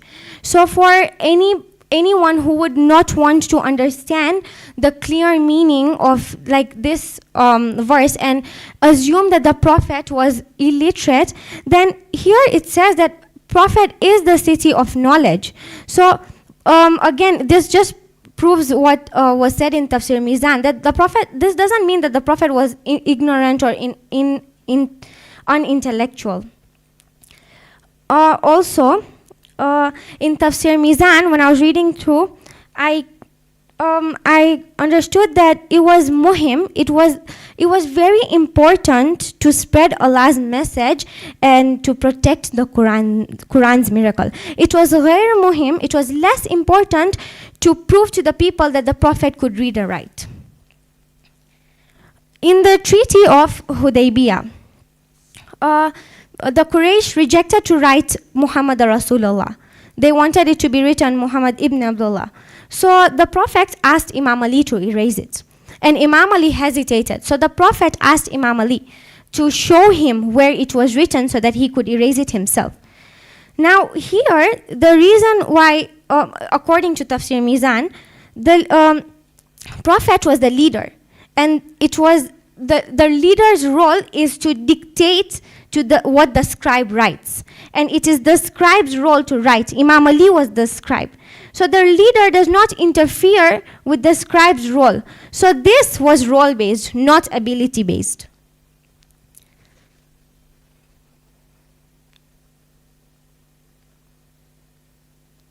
And in Tafsir Namuna, it is mentioned that there are prophetic qualifications from which there is this qualification that a prophet must have knowledge and from Allah. So the Holy Prophet had knowledge from Allah. Whatever he knew was taught to him by Allah Himself. He wasn't taught by any human beings, any scriptures before this.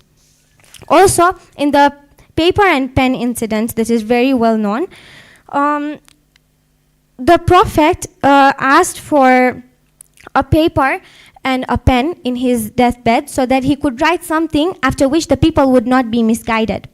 Now again, here as well, this does not prove the inability to read or write, and it could also mean that maybe the Prophet asked for a paper and a pen and he would ask someone else to write it down for him, what he wanted to write. So just to conclude, what I understood from this was that Allah did not specify whether the Prophet could read or write in the Holy Quran to protect the message, to protect the miracle of the Quran. Wassalamu alaikum wa rahmatullahi wa barakatuh.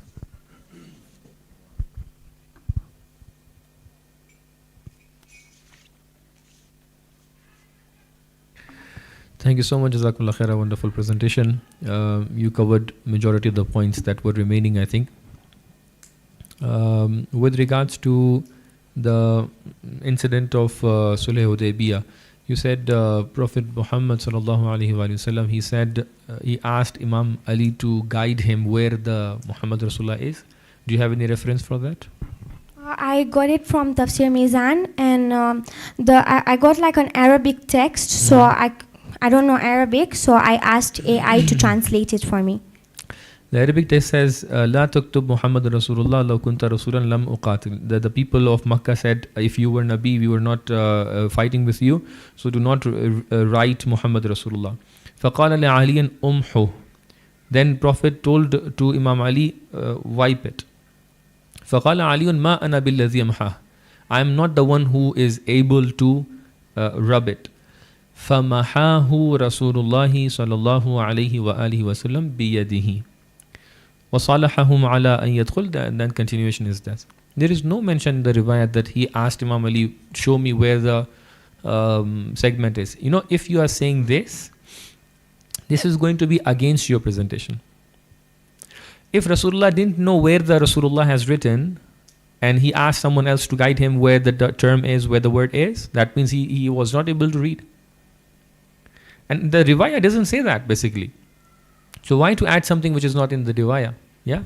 Yeah, I'm sorry, I misunderstood the... Maybe the riwayah that was quoted over there, I'm not sure what Al-Mizan exactly has quoted, but the real riwayah, I'm seeing that two of the riwayats are not mentioning any of such point. Coming back to the point that you said, so tell me why this question should be important for us.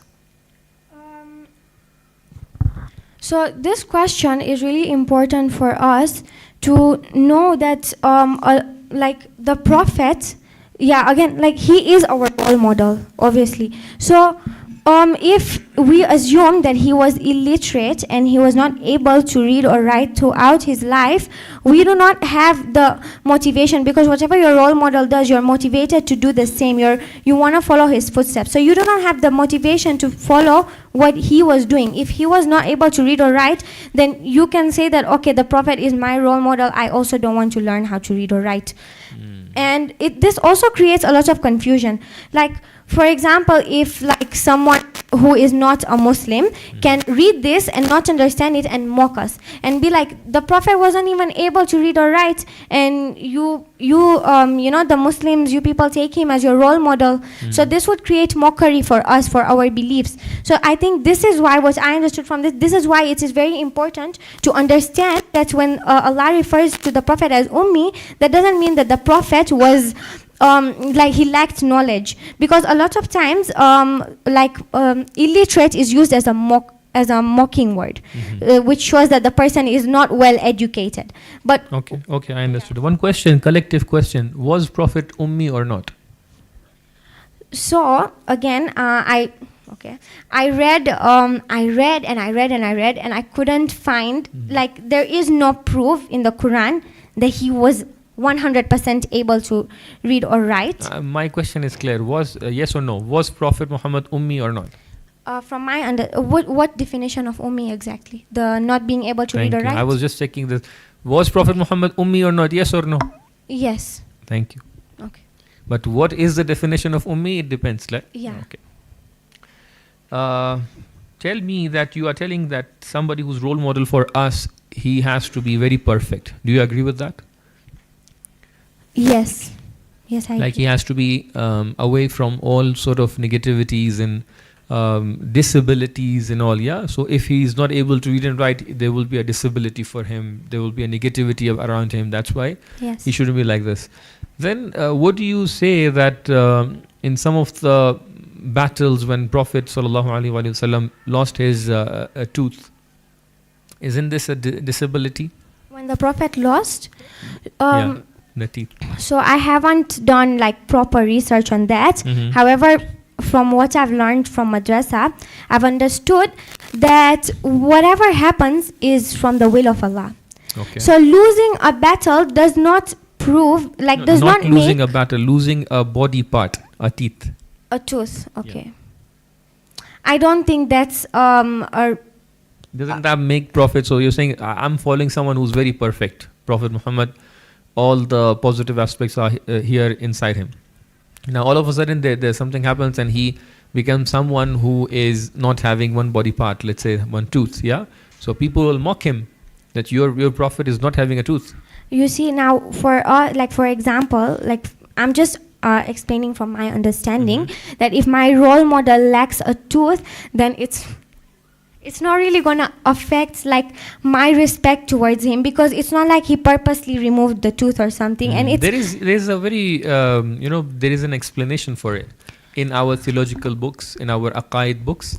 There is a chapter for it, that our ma'sumeen, our anbiya, they are for sure the concept of ismat. What is the ismat? Concept of ismat, infallibility. yeah, like they're away from sins. Sins, like, yeah. So they are people who are the complete people, they are perfect people. Yes. Yeah. So when it is being said over there is another segment which normally we add over there, that being complete means this, not this. Okay. Do you remember anything? So from the other topic of positive body image, I do remember that Allah has, I don't remember the exact verse, but Allah has said that He has created us perfect. Like our soul, that counts our soul as well and our body as well. Like complete perfection in the way He has created us. So like there's different definitions of perfect, like if you go to social media and all that, but you should know that it's the Holy Prophet. So obviously, and Allah says in the Quran as well that He has created us perfect. Okay, Hazrat Ayyub, when he was very sick, and in many of the riwayat you see that even like bad smell was coming out of his body. So that was something that people were running away from him. Yeah, that was a test for the Prophet. Being a test, even test. Yeah. So like what I understand is that the physical like imperfection.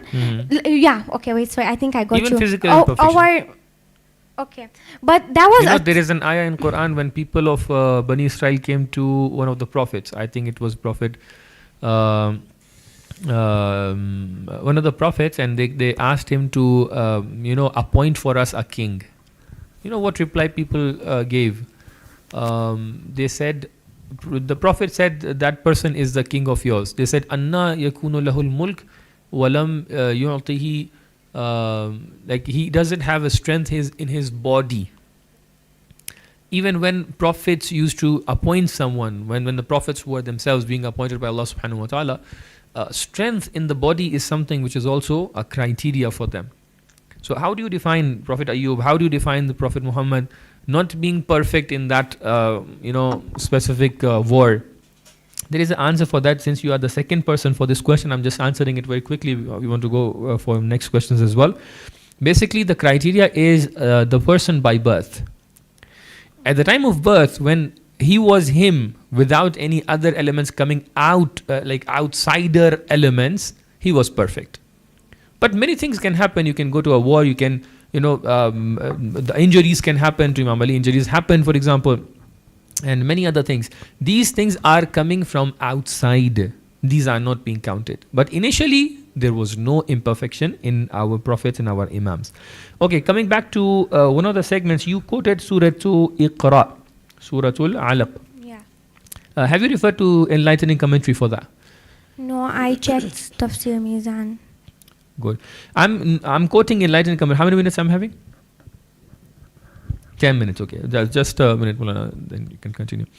The enlightened commentary says that when this ayah was revealed, Prophet Muhammad sallallahu alaihi wasallam, he came to Lady Khadija, and he said, finishing the verse, Jibreel took leave from the Prophet, the Messenger of Allah. His energy spent due to the receiving of the first ray of the revelation, went to his wife Khadija and told her, "Cover me, wrap me in a mantle."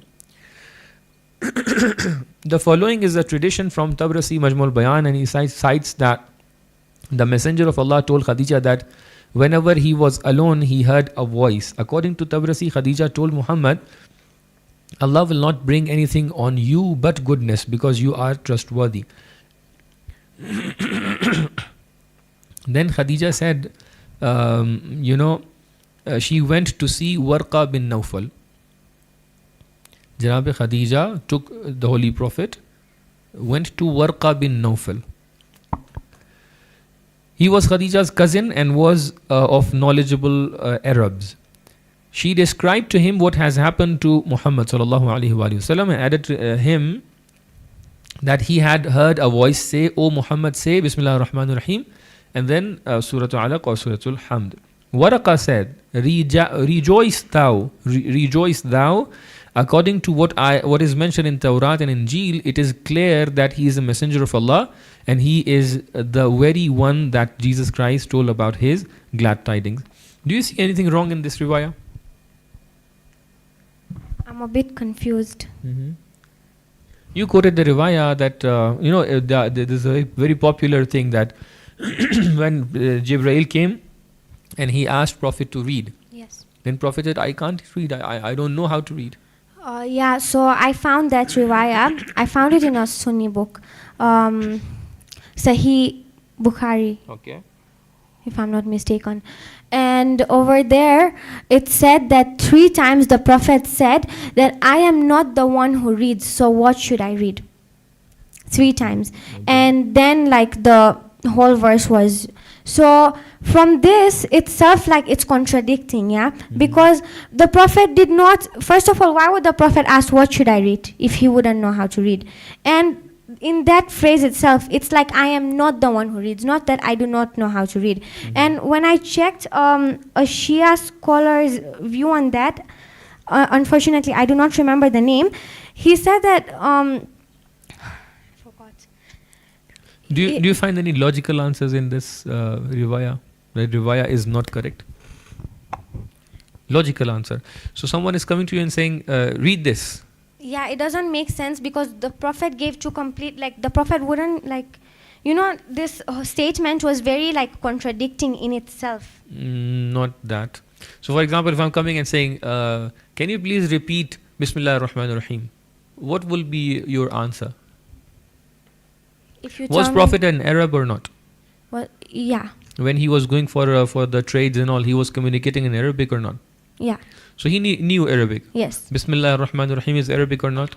It Iqra is Arabic or not? it is We are discussing about pronouncing or reading. reading. Reading. When Yes. Jibreel is coming over there and saying Iqra means read. Yeah, Yeah, so he is going to pronounce what should be read, or he's going to show a paper to Hazrat Rasulullah. Jibreel was coming with the papers or coming with the statements, verbal statements. verbal statements. So when Jibreel is saying Iqra, O Prophet, read, what does he mean? From paper or from verbal? From verbal.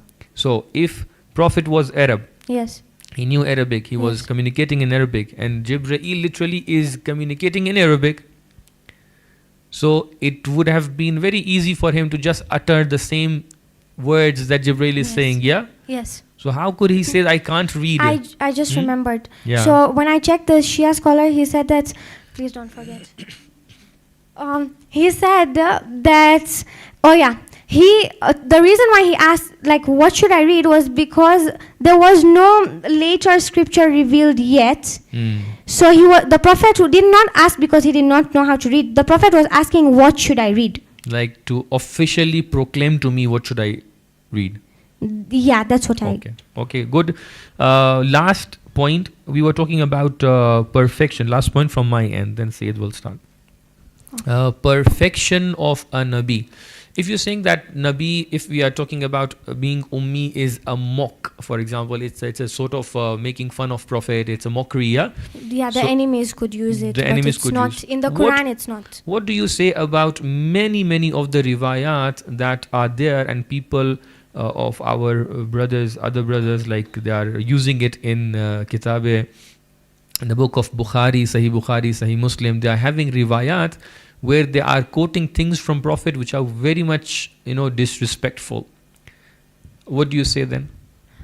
So that means that they're obviously not authentic, because the Prophet, he But they are had. claiming it's Sahih Bukhari. It's like the most authentic book after the Quran. Then their claim is wrong.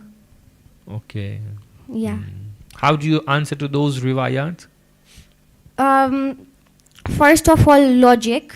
Yeah, he was the Prophet. He had the divine message, You know knowledge any from of the Allah. riwayat which gives us a criteria how to assess a riwayah? Yeah, I had learned it in madrasa. I do not remember the exact all of them, but I do remember that if it doesn't go against the Quran. Thank you. Bismillah. Okay, thank you very much for that presentation. One or two things here and there, just want to give you as a reminder that when you're reciting Arabic, you have to be precise, because one i'rab here and there will make a lot of difference. Min qabl, you recited min qibl, something like that, and there were one or two mistakes here and there. So but it's good that you tried reciting in Arabic, which will give you some extra marks, inshallah. Now, coming to this point, I was listening carefully, and I noticed that even the person before you, you are only concentrating, your major concentration is on the tafsir aspect. Okay, you might tell me, okay, because the notes provided to me by the teacher who was taking classes in those preparatory program, he did not mention anything about it. But it is there.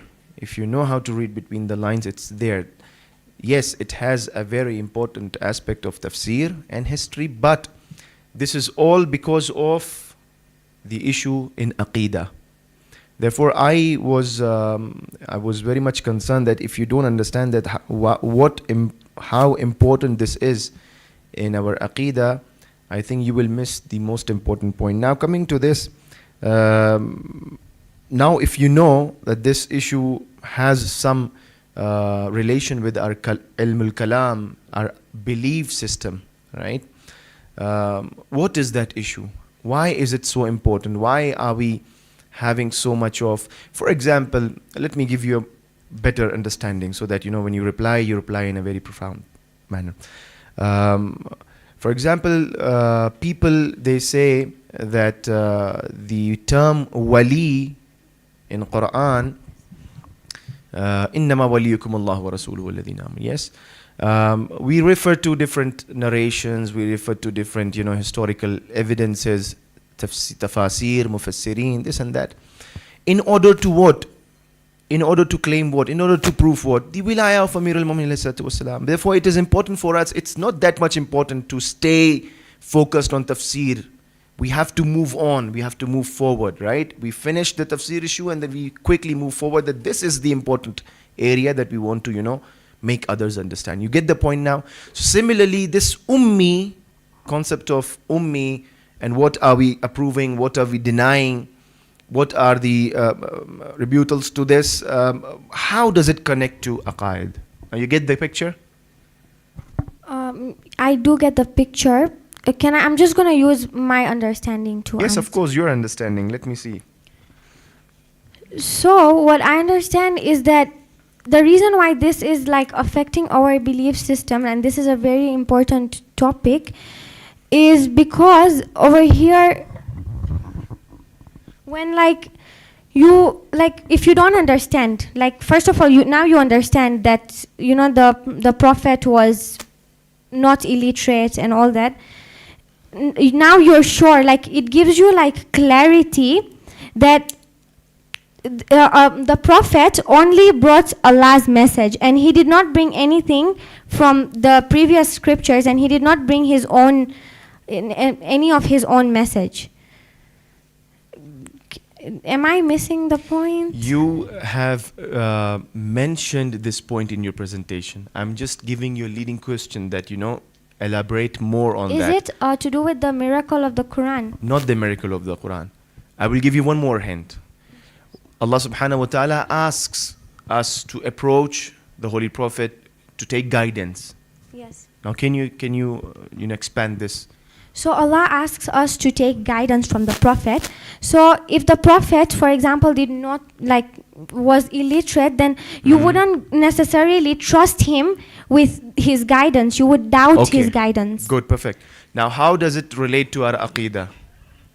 The Prophet is the whole Quran was revealed to the Prophet. The Prophet is the one who brought this religion to us, brought Islam to us. So if there's a problem in the literacy of the Prophet himself, then there'll be a problem in the entire message he has given us. So we find that the Holy Prophet was not illiterate, and it is very important for the Prophet to be because he is the representative and deputy of Allah subhanahu wa ta'ala on this face of earth, and he needs to be knowing. He should be not all knowing in that sense, but he should know everything. Now how it continues after the Prophet, how it continues later on also.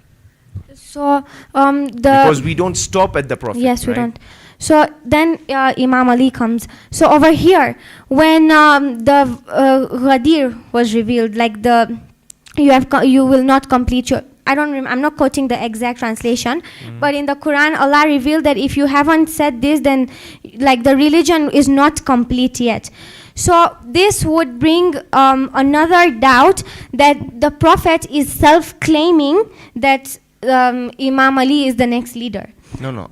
Related to the knowledge, related to not being illiterate, related to that after the Prophet, people can refer to Imam Ali ﷺ in the sense that they were referring to Rasulullah. Why now?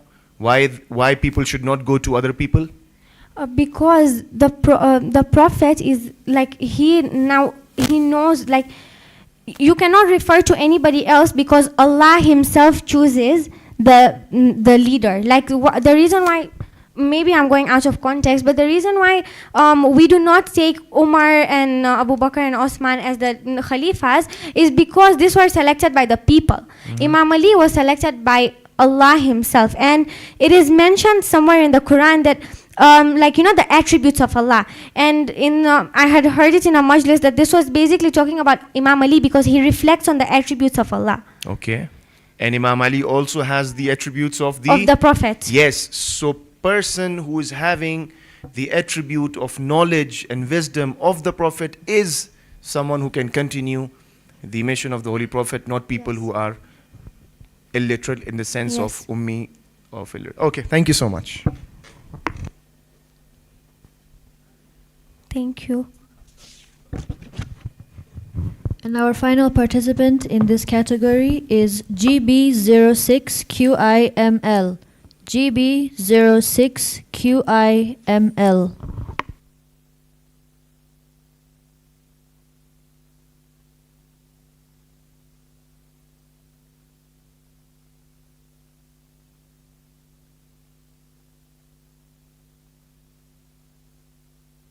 Question number 1. How does Quran encourage balance and resilience under academic pressure?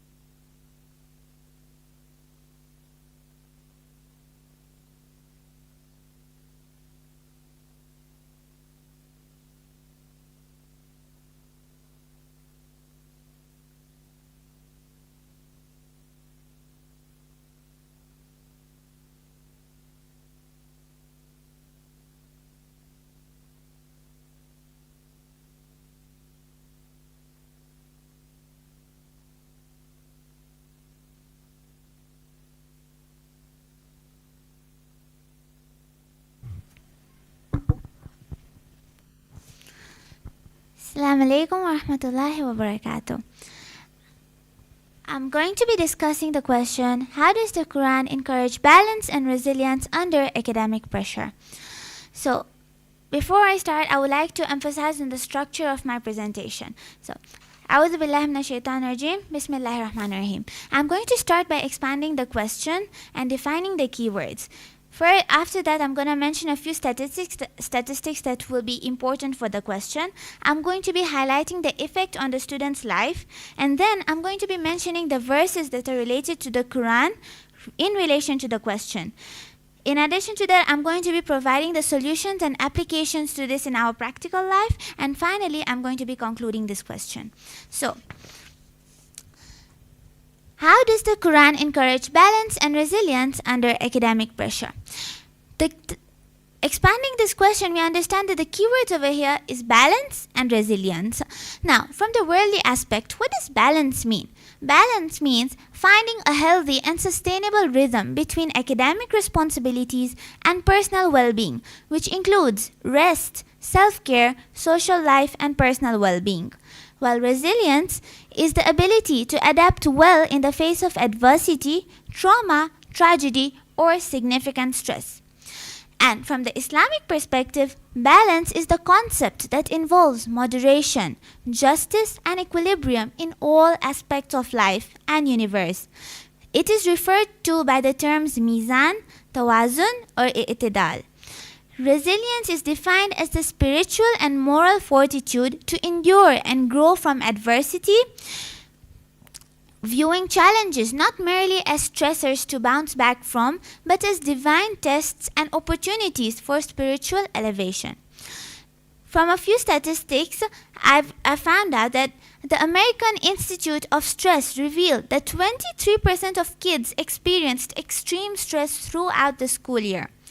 Pew Research Center's report shows that 68% of teens 13 to 17 feel pressured to get good grades. 30% of kids and young adults aged 14 to 25 cited that getting high grades affected their mental health. And lastly, about 27% or more than 1 in 4 teens felt burnt out due to schoolwork. This tells us how much pressure this has on school children and how they cannot find a balance in their life. They're just studying the whole day. And still they're not getting their grades. They're still not happy with what they get. How does this affect a student's life?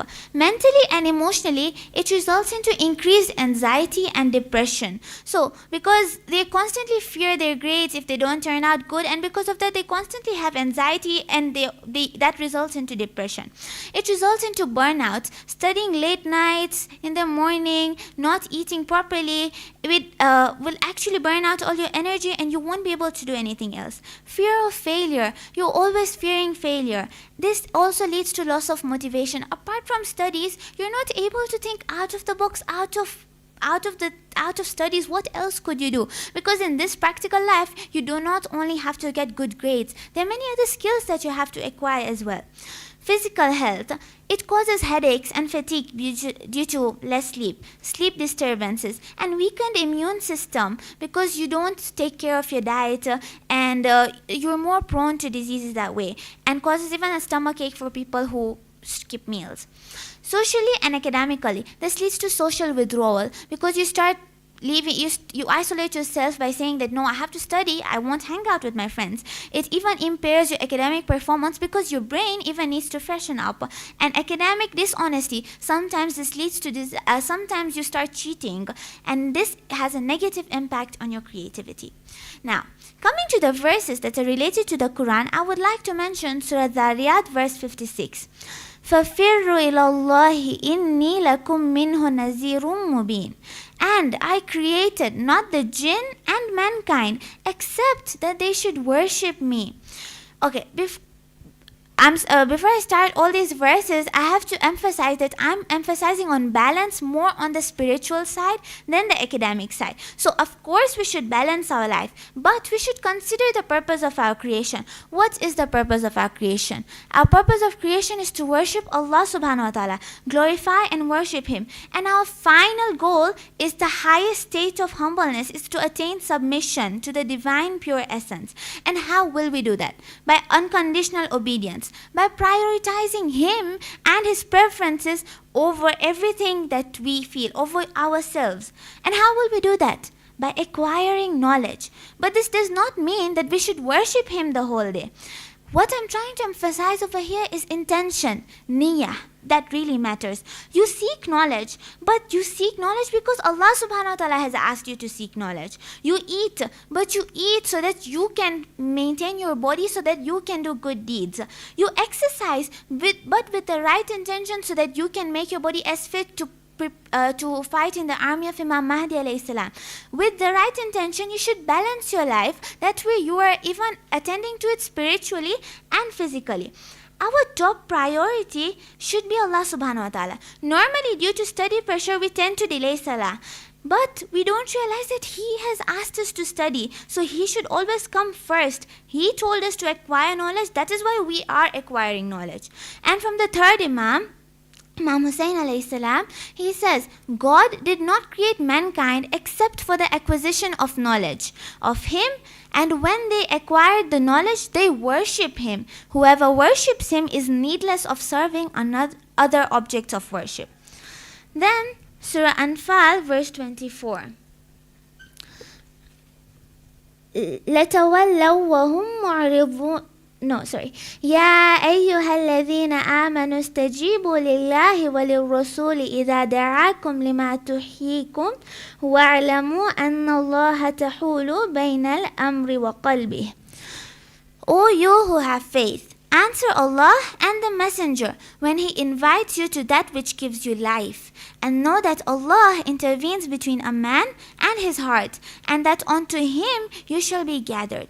This is saying that the Prophet and Allah ask us to respond to their calls. We have to respond to their calls, and this is our duty and our purpose of creation. If we go along their way, then we attain the real life, the spiritual life. This teaches us resilience, responding to whenever they call out to us. This doesn't come from ability. No one is born resilient, but you gradually become resilient. When you turn your heart towards Allah subhanahu wa ta'ala, even when you're weak, tired, pressured, you attend to Him, you attend His calls, you respond to whenever He calls you. Slowly, gradually, you develop resilience, and you start remaining steadfast when you have a lot of things to do. Like when academic pressure then becomes lighter, because now you know that academic pressure has a purpose, and that is for Allah subhanahu wa ta'ala. You are studying because Allah subhanahu wa ta'ala has asked you to study, and because this is His call. And while besides that, you also have to respond to other things that He's asking you to do. So you also develop resilience, and you study with purpose, and thus the willpower becomes stronger and the pressure becomes lighter. From Surah Baqarah, verse 45, وَاسْتَعِينُوا بِالصَّبْرِ وَالصَّلَوَاتِ إِلَّا وَإِنَّمَا لَكَبِيرَةٌ إِلَى اللَّهِ إِلَّا عَلَى الْخَاشِعِينَ. And seek your help from Allah through patience and prayer. And most surely it is a hard thing, save upon the humble. I'm going to give you an example of here. I'm studying MBBS, and I finished all my 5 years, and it's the last exam, the final exam, that determines my if I become a doctor or no. And because of that, I may not have prepared properly, and I may have to sleep at around 3 o'clock. So what do I choose? Do I choose to study until 3 o'clock and qaza my fajr namaz, or I sleep till 12 o'clock and wake up at 4 o'clock so I can study, I can even attend my namaz, and I can also accomplish my purpose of study. Now, even if I pass, let's say I choose the other option of sleeping until 3 o'clock and qadaing my namaz. Let's say even if I pass my exam, will I get Allah subhanahu wa ta'ala's blessings with that thing? Because my intellect is from Allah subhanahu wa ta'ala. Allah subhanahu wa ta'ala has provided me with this. But even without this, I'm not responding to what He has told me to do it first. So I'm not going to get any blessings from Him. My profession is not going to be fruitful anymore. And our intention is not for this life. Our intention is for the akhirah. We are not supposed to compromise our belief. Instead, we're supposed to put effort, as much as effort we can. Then we're supposed to trust Allah subhanahu wa ta'ala, tawakkul. And then we'll get success. We have two principles that we have to follow over here. We have a strong inner will and a firm outward refuge. The strong inner will is the patience, and the firm outward refuge is the prayer. If you have trouble, then if you ask Allah subhanahu wa ta'ala, He has everlasting power. And it's not like He's not going to listen to you. But first you have to be patient and you have to believe in Him. Imam Sadiq alayhi salam says, it does not matter that when one of you is involved in a grief out of the griefs of the world, you would make ablution and enter a mosque. Then you would recite a prayer and offer a petition therein to Allah, because I know He has commanded, and seek your help from Allah through patience and prayer. Prophet Musa's example over here, he was about to speak to his people, and he was afraid that he may not be able to speak properly. What did he say? He put in effort. He said he did dua. And then he trusted Allah subhanahu wa ta'ala. Rabbi shrah li sadri wa yassir li amri wahlul 'uqdatam min lisani yafqahu qawli. And the proof of this is even given in Surah Ra'd verse 28. Surely in the remembrance of Allah do hearts find comfort, do hearts find peace. Coming to the next verse, Surah Inshirah verse 6. Then surely with hardship comes ease, surely with hardship comes ease. فَإِنَّ مَعَ الْعُسْرِ يُسْرًا إِنَّ مَعَ الْعُسْرِ يُسْرًا. You shouldn't grieve for the difficulties. They will pass. Pressure will finish, late nights will pass, everything is manageable, and everything is within your capacity. Allah subhanahu wa ta'ala knows the capacity of His people, and He knows that He will not burden us with anything that is beyond our capacity. And relief is provided alongside the hardship. When you have exams, then Allah subhanahu wa ta'ala might find, or maybe you might find a good source on YouTube who would teach you the thing properly, or you maybe your topics that were supposed to come will reduce, so you're even going to get relief alongside the hardship. Nothing is impossible. You just have to stay steadfast. 3 minutes. From Surah Baqarah, from Surah Baqarah verse 25, I'm not going to read the translation due to the time constraint, but it emphasizes the good tidings that are given to those who believe. So Allah subhanahu wa ta'ala He tells us that you're going to go to paradise if you do righteous deeds. So this is not talking about the top scorers. It emphasizes balance. This is talking about those people who respond to Him and do what He says as well. As believers, our gaze is not at present, but at the hereafter, and we should target for the long run. But alongside that, we should even try to make our physical life more better. Solutions practically. Physically, we should prioritize our sleep and diet, some sports or short exercises to refresh our mind, structure a routine, keep a fixed schedule to avoid procrastination, because the body thrives on consistency and significantly reduces stress. And spiritually, the niyyah is very important. Seeking knowledge is worship. It gives purpose and calms you down. We should have sabr. Steady patience in hardship leads to perfection. Tawakkul. Work hard, then trust Allah with the results. This removes fear of failure. And balance. Very important. Islam encourages moderation. Divide time between studies, rest, and worship. And remembrance of Allah. Supplication and salah will actually make you will make your heart feel at comfort. To conclude with, I would like to say, balance comes from caring for both your body and your soul.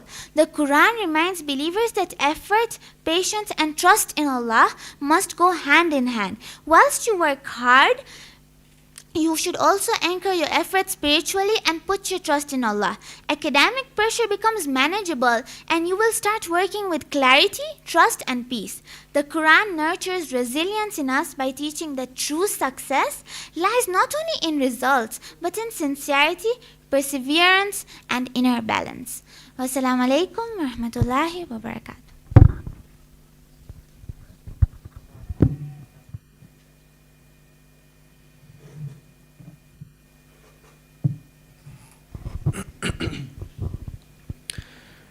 Thank you very much for that presentation. I would begin by asking what was the process you went through while preparing this presentation? How did you start preparing? How did I start preparing? So I first researched on this question. This is a question that relates to many of us youth, because all of us face study pressure. You personally have ever, faced this issue, and you looked for solutions and answers? Yes. Because I'm currently an A-level student, so for me it becomes very hard to manage everything. And thus I also personally face this issue. And so you ever tried, asking Quran or a teacher to help you and understand what Quran says? I never... Before this research, you never did. Before this. So what did you do when this question came in front of you that, how does the Quran encourage balance and resilience while I'm facing this academic pressure? So what did you start? What was your first step? First, the definition, first understanding what the Quran is asking me to do, and then I tried finding the verse. I tried using the PowerPoints and the classes to see what they're actually talking about. Then the verses I got, I did tafsir on them so I could understand. And then from there, where did you get these tafasir that you are referring to? Enlightening commentary. Okay. You downloaded the files or you had it online? No, I had it online. Okay. So did you seek help from anybody, your teachers, madrasa teachers, principal, Yes. alim? You went to them? I asked help from one teacher. Okay. So which one was more helpful? The teacher's help or the classes online and the notes? Actually, both were helpful. Okay. Very diplomatic. Okay, so let us begin with, you mentioned about strong will, the inner strong will, plus the strong outward and outer, Patience. power. So you were saying you described it as patience and prayer. So this sabr sometimes is in tafasir, they say that the sabr is fasting. So it again becomes something outward. Sabr is fasting. I don't understand what you're trying to say. Now, Could you please repeat? وَاسْتَعِينُوا Bisabr. بِالصَّبْرِ وَالصَّلَاةِ. And let us skip that now. I'll come directly to the main question. وَاسْتَعِينُوا بِالصَّبْرِ وَالصَّلَاةِ. You have to seek isti'ana, help, assistance from sabr and salat. Now, how exactly this sabr is working out here? You are facing pressure, right? You are facing a tremendous amount of, anxiousness, anxiety maybe. And someone is asking you to be patient, to just do sabr. To be patient and to wait, how can you, connect this to the being just idle, not doing anything? Because the perception of sabr is to sit down and to relax and to leave it upon Allah subhanahu wa ta'ala. Okay, what I mean over here is that when you are in study, when you will have pressure of academic exams or something, you're most likely to get irritated by small things. That you would get angry at your siblings, or you get angry at your friends. If your friends ask you for explanation, you would say, no, let me finish this. Or you might not reply to them properly. You might get agitated at the small questions they're going to ask you. I will just add a quick ayah to this ayah. Yeah. وَاسْتَعِينُوا بِالصَّبْرِ وَالصَّلَاةِ. And let me see if you can get to the point that I want you to go. Okay. Understand. وَاسْتَعِينُوا بِالصَّبْرِ وَالصَّلَاةِ. لَا يُكَلِّفُ اللَّهُ نَفْسًا إِلَّا وُسْعَهَا. Maybe you can connect this to that ayah. And Allah subhanahu wa ta'ala also says that you will get what you have tried for. Yes? إِلَّا مَا سَعَى. What is that ayah? لَيْسَ No. لَيْسَ لِلْإِنسَانِ إِلَّا مَا سَعَى. For a person, for an individual, he or she will get only that what he or she has worked for. Now this ayah which says وَاسْتَعِينُوا بِالصَّبْرِ وَالصَّلَاةِ, and this ayah which says إِلَّا مَا سَعَى, how do you connect? What understanding of sabr do you get? Sabr has a meaning. Sabr is not sitting idle, right? Now connect this ayah and explain sabr. Okay, what you mean to say is that Allah subhanahu wa ta'ala will give us whatever we make effort for, we'll eventually get it. Yes. And we have to connect it to patience and prayer. Yes. So now this sabr is not only sitting idle, it's also having faith in Allah subhanahu wa ta'ala and working for it. It's not passive, it's active.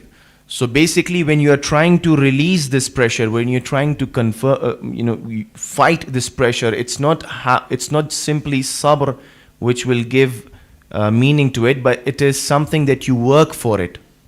Therefore, to release this pressure, you need to work for it. You get the understanding now? Yes. So, illa ma sa'a. One thing. Second important thing that you mentioned in your ayah, in your presentation, and you repeatedly said this, that is why I want to point it out. You said, you were reciting this ayah, فَإِنَّ مَعَ الْعُسْرِ يُسْرًا إِنَّ مَعَ الْعُسْرِ يُسْرًا. You referred this ayah to, Allah subhanahu wa ta'ala, will not burden you, will burden you only according to your capacity. You mentioned this point, and after reciting this ayah, you said, time will pass. Both of these things, do you think really this ayah is telling you that time will pass? Okay, relax. No, this ayah is actually telling us that indeed with hardship will come difficulty. So I'm not intending to say that time will pass, but I'm just trying, it is an assurance for people who study that the pressure that you're facing right now will eventually finish, but you're not supposed to lose your belief in Allah subhanahu wa ta'ala through that way, because people tend to compromise their faith, saying that no, we need to study, but or they start doing it in the wrong way. But you have to believe that this will finish. Give me a good realistic example, academic example, where ease exists alongside this pressure, alongside this difficulty, rather than after it, because the concept is not about capacity, the concept is not about time passing away. The concept in this ayah is that these two things exist together, because you mentioned that you have referred to the notes. In that note, the teacher says, مَعَ الْعُسْرِ يُسْرًا, not بَعْدَ الْعُسْرِ يُسْرًا. Yes, it's not after, it's alongside. Now, can you give that example? Yes, I also mentioned that relief is provided alongside the hardship. Yes. And I even mentioned an example that while preparing for this, you might get a source, like Allah subhanahu wa ta'ala has, you might get a source on YouTube that you might not have listened to before, but sometimes it just comes into your mind, no, why shouldn't I listen to this one? And you identify and you found out that no, this person explains it really nicely. So Allah subhanahu wa ta'ala sends you help, but alongside the difficulty. And I even mentioned another example that maybe, like I've personally faced it, I have like 7 topics for test are coming and I'm very pressured for this, but somehow the teacher just then announces that no, the topics have been reduced, instead of 7 now it is 5. So it gives you relief alongside it as well. So it's not that's what my point is. But you said that because Allah is asking you to study, that is why it is becoming easy. You remember saying that? No, I'm not saying Allah. You remember saying this Allah statement? Because Allah is asking me to study, to gain knowledge, that is why it is eventually becoming easy. It becomes easy because you're studying for the purpose of Allah subhanahu wa ta'ala. Now you realize that it's because of Allah subhanahu wa ta'ala that you're studying, and you know that He will help you. So hence that it becomes easy for you then. Because you believe in that power, that because He's asked you to study and you're also following His requirements. So the efforts are required. Yes, of course, efforts are required. Okay, thank you. Ahsant, Jazakallah for your presentation. First of all, I would like to understand what is the translation of La yukallifullahu nafsan illa wus'aha? Can I refer to the thing? The translation? Yeah. I'm telling you the translation. Allah will not burden something beyond your capacity. Yes. Allah will not burden someone beyond his or her capacity. So the burden that Allah subhanahu wa ta'ala is putting is something which is within the capacity. But does it mean that the person himself or herself cannot burden herself or himself beyond capacity? Like Allah doesn't want you to go beyond your capacity, but maybe you are burdening yourself beyond your capacity. Is that true?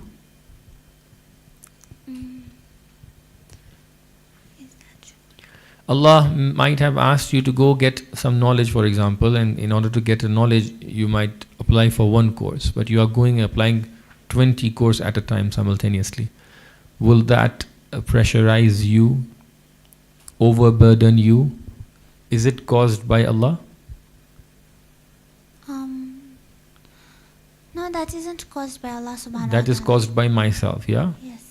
Okay, so that means at the times when we are feeling the pressure, by the way, in your keywords, you didn't explain the term pressure. Yes. You only focused on the 2 first keywords, yeah? Balance and resilience. So whilst I'm talking about your presentation in this manner, let me add that we are expecting from all participants to at least whatever ayat they are presenting over here, at least you should have gone to confirm the recitation of that, whether right or wrong. Yeah, there were quite a few mistakes. Annaha became innama, yahul became tahul, mar became something else, I don't remember. Salat, it's not salawat. Yeah, wasta'inu bis sabri was salah. So it is an expectation. I think it is. It's better next time you presenting, you at least confirm the recitations of the ayat with someone. So when you are reciting in a correct manner. You didn't explain the pressure, but considering that the pressure is either anxiety, stress, etc., these things are there. It can be something which is an outcome of my own decision. It's a pressure or anxiety or a stress which is coming because I have decided something wrong. Yeah. So what is the solution for that? Then that you have to manage, because you burdened yourself by your own will, then you must have a way to manage all of that. You have to schedule yourself in such a way that you And you mentioned that in your presentation. What was the term that you mentioned? Arabic term? Arabic term? Try to remember, do not refer to your notes. You said this is what we need to do in our lives as a balance. What was the Arabic term for balance? Mizan i'tidal. I'tidal. Okay, thank you. Now for i'tidal, it was also your last point, I think third point, yeah? As a solution to have the balance and i'tidal. But you didn't provide any Quranic references for that. Did you? Balance. For this specific thing, just look at your paper. Have you provided any Quranic references for the third solution that you gave, balance? Don't read it down, but just look at it. No. Yeah. Do you think it's idea is correct? Idea is Quranic, idea is Islamic. But when you are providing an idea, what we are looking, so yeah, if you go and ask ChatGPT, for example, to give me 10 solutions, or you ask it to give me 100 solutions to cope with the pressure in my academics, etc., it will give you 100 solutions. But what we were looking at the Quranic perspective. The concept that you provided was Quranic. I'tidal is a Quranic concept. But I'm looking for an ayah to approve this. I was going through the ayat. I could find at least 3 ayat that you could provide, and it was there in the notes as well. Do you remember this ayah? That in the notes you can find this ayah as well. وَلَا تَنْسَى نَصِيبَكَ مِنَ الدُّنْيَا. Could you please read the translation of it? Okay, I'm just reading the translation for you. So, Ya ayyuhalladhina amanu ista'inu bis-sabri was-salah was there in the notes. وَالَّذِينَ جَاهَدُوا فِينَا, which is Surah Ankabut ayat number 69, you recited, that was there. إِنَّمَا عَلَى الْعُسْرِ يُسْرًا was there in the notes. لَا يُكَلِّفُ اللَّهُ نَفْسًا إِلَّا وُسْعَهَا was there. But before that we had this وَابْتَغِ فِي مَا آتَاكَ اللَّهُ الدَّارَ الْآخِرَةَ وَلَا تَنْسَ نَصِيبَكَ مِنَ الدُّنْيَا. Seek the home of the hereafter by that which Allah has given to you, but do not forget your share of the world, of this dunya. Yes. Ayah number 77 of Surah Al-Qasas, Surah number 28, Ayah 77. Okay. What idea you get from this? That you should focus on the hereafter, but you should not forget your share of this That means world. you should make a balance, yeah? Yes. Okay. Then what about, so there is another ayah. Are we going to repeat this question for boys? So the boys are having the whole questions again, yeah? Okay, I'm just covering the ladies section with this. Like there is an ayah in Quran, Baqarah, ayah number 143 says, وَكَذَلِكَ جَعَلْنَاكُمْ أُمَّةً وَسَطًا. We have created you a nation of balance, like balanced nation who's going with a moderation. You didn't quote that ayah that was referring directly to your topic. But I think I did mention that there were that you should have you should even do your worldly stuff, but with the right intention. But of so course, reference. I mentioned an ayah as well, right? Which ayah? The first ayah, Surah Dhariyat, verse 56. That was a wrong reference that you gave, because you said Dhariyat 56, but you recited فَفِرُّوا إِلَى اللَّهِ. That was verse number 50 of Dhariyat. Okay, so I think I did mention that there were that you should even do your worldly stuff, but with the right intention. But of course, Which ayah? Okay, was my translation wrong? then? Translation was correct. The ayah was wrong. Okay, then my mistake. Okay, but وَمَا خَلَقْتُ الْجِنَّ وَالْإِنسَ إِلَّا لِيَعْبُدُونَ. We have not created jinn and ins except they should worship. How do you relate it to balance? That is because Allah subhanahu wa ta'ala has created us to worship Him. That was our purpose of creation. Balance. Yes, balance. But eventually, because we're believers, we need to know that our main priority should be Allah subhanahu wa ta'ala. You know what? This ayah can even prove the vice versa. One person can go into masjid and sit over there for namaz from morning till night, saying that وَمَا خَلَقْتُ الْجِنَّ وَالْإِنسَ إِلَّا لِيَعْبُدُونَ. Allah has created me to worship, I'm doing the worship. But exactly, that's what I'm saying. But Allah subhanahu wa ta'ala is not asking us to worship Him the whole day. He's asking us to do everything, but with the right intention. Where? That is how The I'm ayah that you are explaining quoting, that ayah. read the translation of the ayah. And I created not the jinn and mankind except that they should So worship. how do me. you take this idea from this ayah? The ayah says, I have not created jinn and ins except for the worship. A person who goes for worship, let's say I'm reciting the namaz from morning till night, I'm doing worship or not? You are doing worship. Okay, then done. Okay. I'm in alignment with the purpose of my creation. But like when you sleep and you do wuzu and you go to sleep, that even means that you're doing worship. Wonderful. So I'm doing these worships like this. So that means when I'm not going towards when I'm not having balance, because somebody who goes towards masjid and recites the namaz from morning till night, he's not having balance in the life. No, so that's exactly what my intention is. That it all implies on your intention. That if you do everything with the right intention, you wouldn't want yourself to do all the physical things in this world, but not attain your akhirah. You need to attain your akhirah, but do all these things as well, but with the right intention. That's fine. You are defining the concept of worship. That if I'm having a right intention for Allah, everything becomes worship. Yeah. Yes. This is what you're saying. Yes. But this doesn't denote the balance still. You're getting my point? If you are having one thing as your academics, the other thing as the pure worship like namaz and the fastings and all those things, and the third thing as your rest, and the fourth thing as your relationship with your family members and all. Any of these, if I put hand on that with the intention of seeking nearness to Allah subhanahu wa ta'ala, I am doing my worship. It doesn't say you have to go to the other part as well. Balance would say even amongst the worship there should be a balance. For balance, that ayah doesn't denote the balance. Even Surah Furqan could be one of the points. الَّذِينَ إِذَا أَنفَقُوا لَمْ يُسْرِفُوا. People who are, when they are doing the charity, they are not doing the israf, yeah? They are not wasting it. So they are making a balance. I was expecting a riwayah of Imam Ali or Lady Fatima Tuzaira where they are dividing the times of the day into different parts. لِلْمُؤْمِنِ ثَلَاثُ سَاعَاتٍ.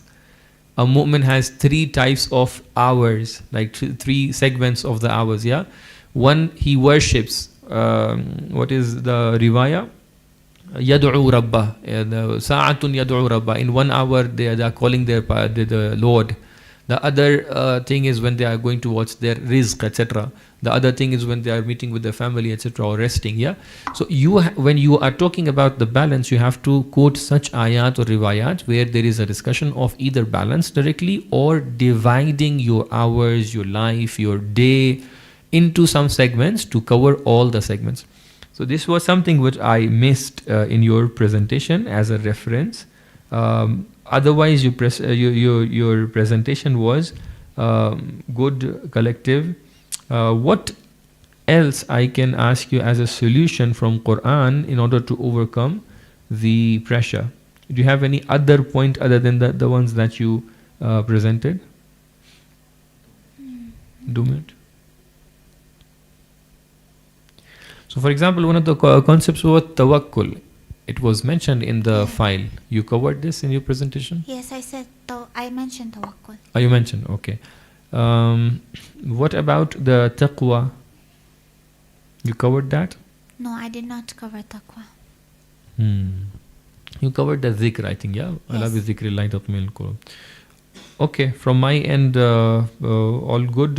The only points that I shared with you, it could have made your presentation even better. Thank you, Ahsant.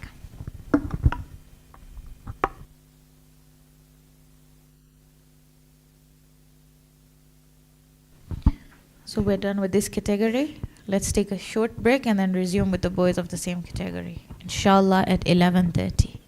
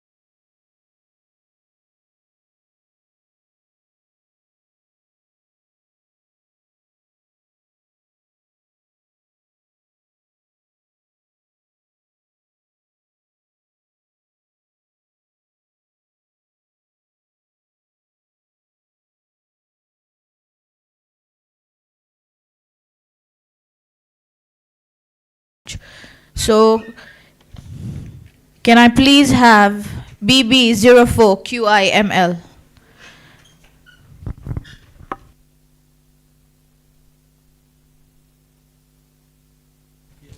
Sorry, let me just make some instructions clear. When your name gets called out or your tag gets called out, please come in front. There's a bowl at the judges' table. Pick a chit, do not open it, and hand it over. Your question will be given, and then you can sort out your papers on the desk. Extra papers will be taken. You're only allowed one sheet, double-sided, or two sheets, single-sided. Good luck.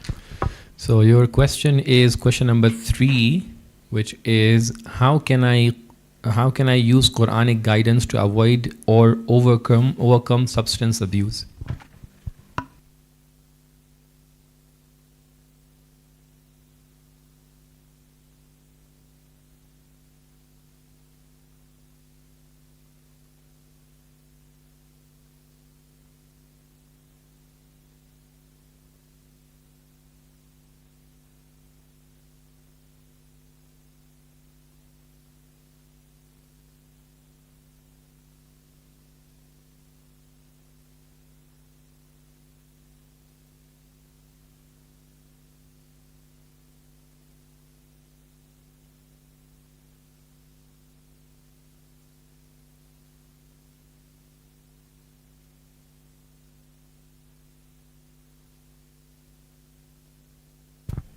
You have 5 minutes to prepare, and then you start.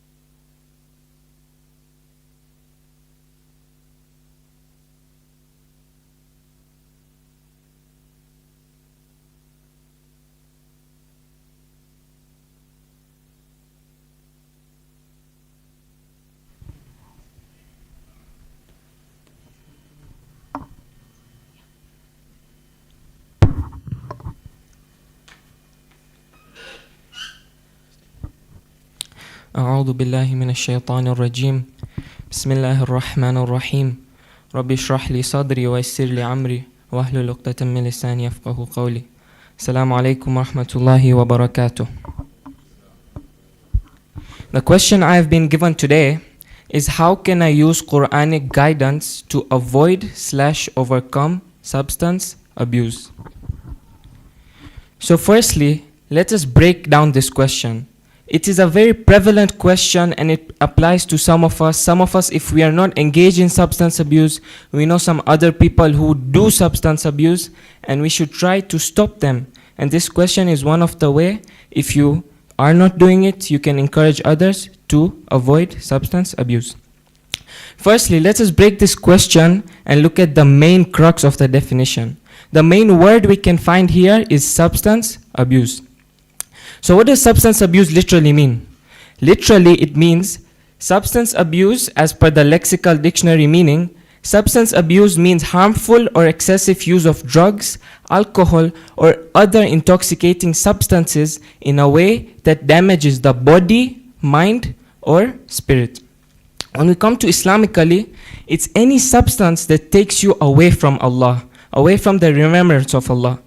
And it's not necessarily as we think, drugs, marijuana, cocaine, cannabis, etc., etc., etc. Sometimes the picture painted is just that is drugs, smoking, alcohol. It can also be legal, it can also be halal, like caffeine, too much sugar, for instance, and we'll look into that bit as well later in the presentation, inshallah. Before we go into the crux of the presentation, let me present to you a few facts. Firstly, it's reported that about 64 million people suffer from drug use disorder yearly. Imagine 64 million people. Secondly, it's reported that at least 3 million deaths yearly are attributed to alcohol and drug use. And the last fact, and of course there are many more, but the last one I'll present is substance abuse leads to addiction more often than not, most often. And this addiction, as said by MRI studies, leads to not only the body harm, as we see, you get cancer, that's one of the effects. Your body, you don't feel like socializing with people, which we'll get into, but also it leads to poor decision making. Why? We'll look into it. On the top of your head, what can you say? When you go into this alcohol, blah, blah, blah, blah, blah, blah, you are high. Your brain is not functioning properly. You're not in the right state of mind, and hence poor decision making. Let us take an example on this. You tell me, I have a decision to make on investment. What is amwal? Wealth. Is it mine? Of course, it's not mine. It's Allah's. So, our body is not ours. It's entrusted by Allah to us. Making a decision on these is not our decision. We have to think that Allah entrusted this to me. So whatever decision I make should reflect the trust given to me to Allah, because the trust of Allah is the biggest of trusts. I come back to my example. Ask me, if I am making an investment decision, will I make it properly? A good financial situation, will I make a proper investment decision when I'm okay, stable, in the right frame of mind? Or if you caught me in a bar outside drinking 5 glasses of alcohol? The answer is pretty clear. Of course, the former. Okay, let us go and dive into the Holy Quran. Bismillah ar-Rahman ar-Rahim. Surah Ma'idah, Surah 5, Ayah 19. Bismillah ar-Rahman ar-Rahim. Ya ayyuhalladhina amanu innamal khamru wal maisir wal ansabu wal azlam rijzim min amali shaytan fajtanibuhu la'allakum tuflihun. The translation is, O you who have believed, indeed intoxicants, gambling, sacrificing on stone altars to other than Allah, and divining arrows are but defilement from the work of shaitan, so avoid it so you may be successful. And this is the main verse that we'll look at, and then we'll find small supporting verses here and there.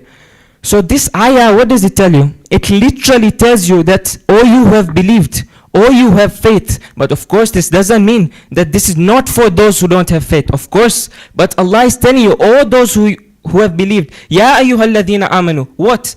Intoxicants, gambling. Firstly, intoxicants. What is it? It's a divining arrow from shaitan, as per a hadith that we'll look into. I'll quote it. But it's an arrow from the arrows of shaitan. Lust is an arrow from the arrows of shaitan. This word that's used here is khamr.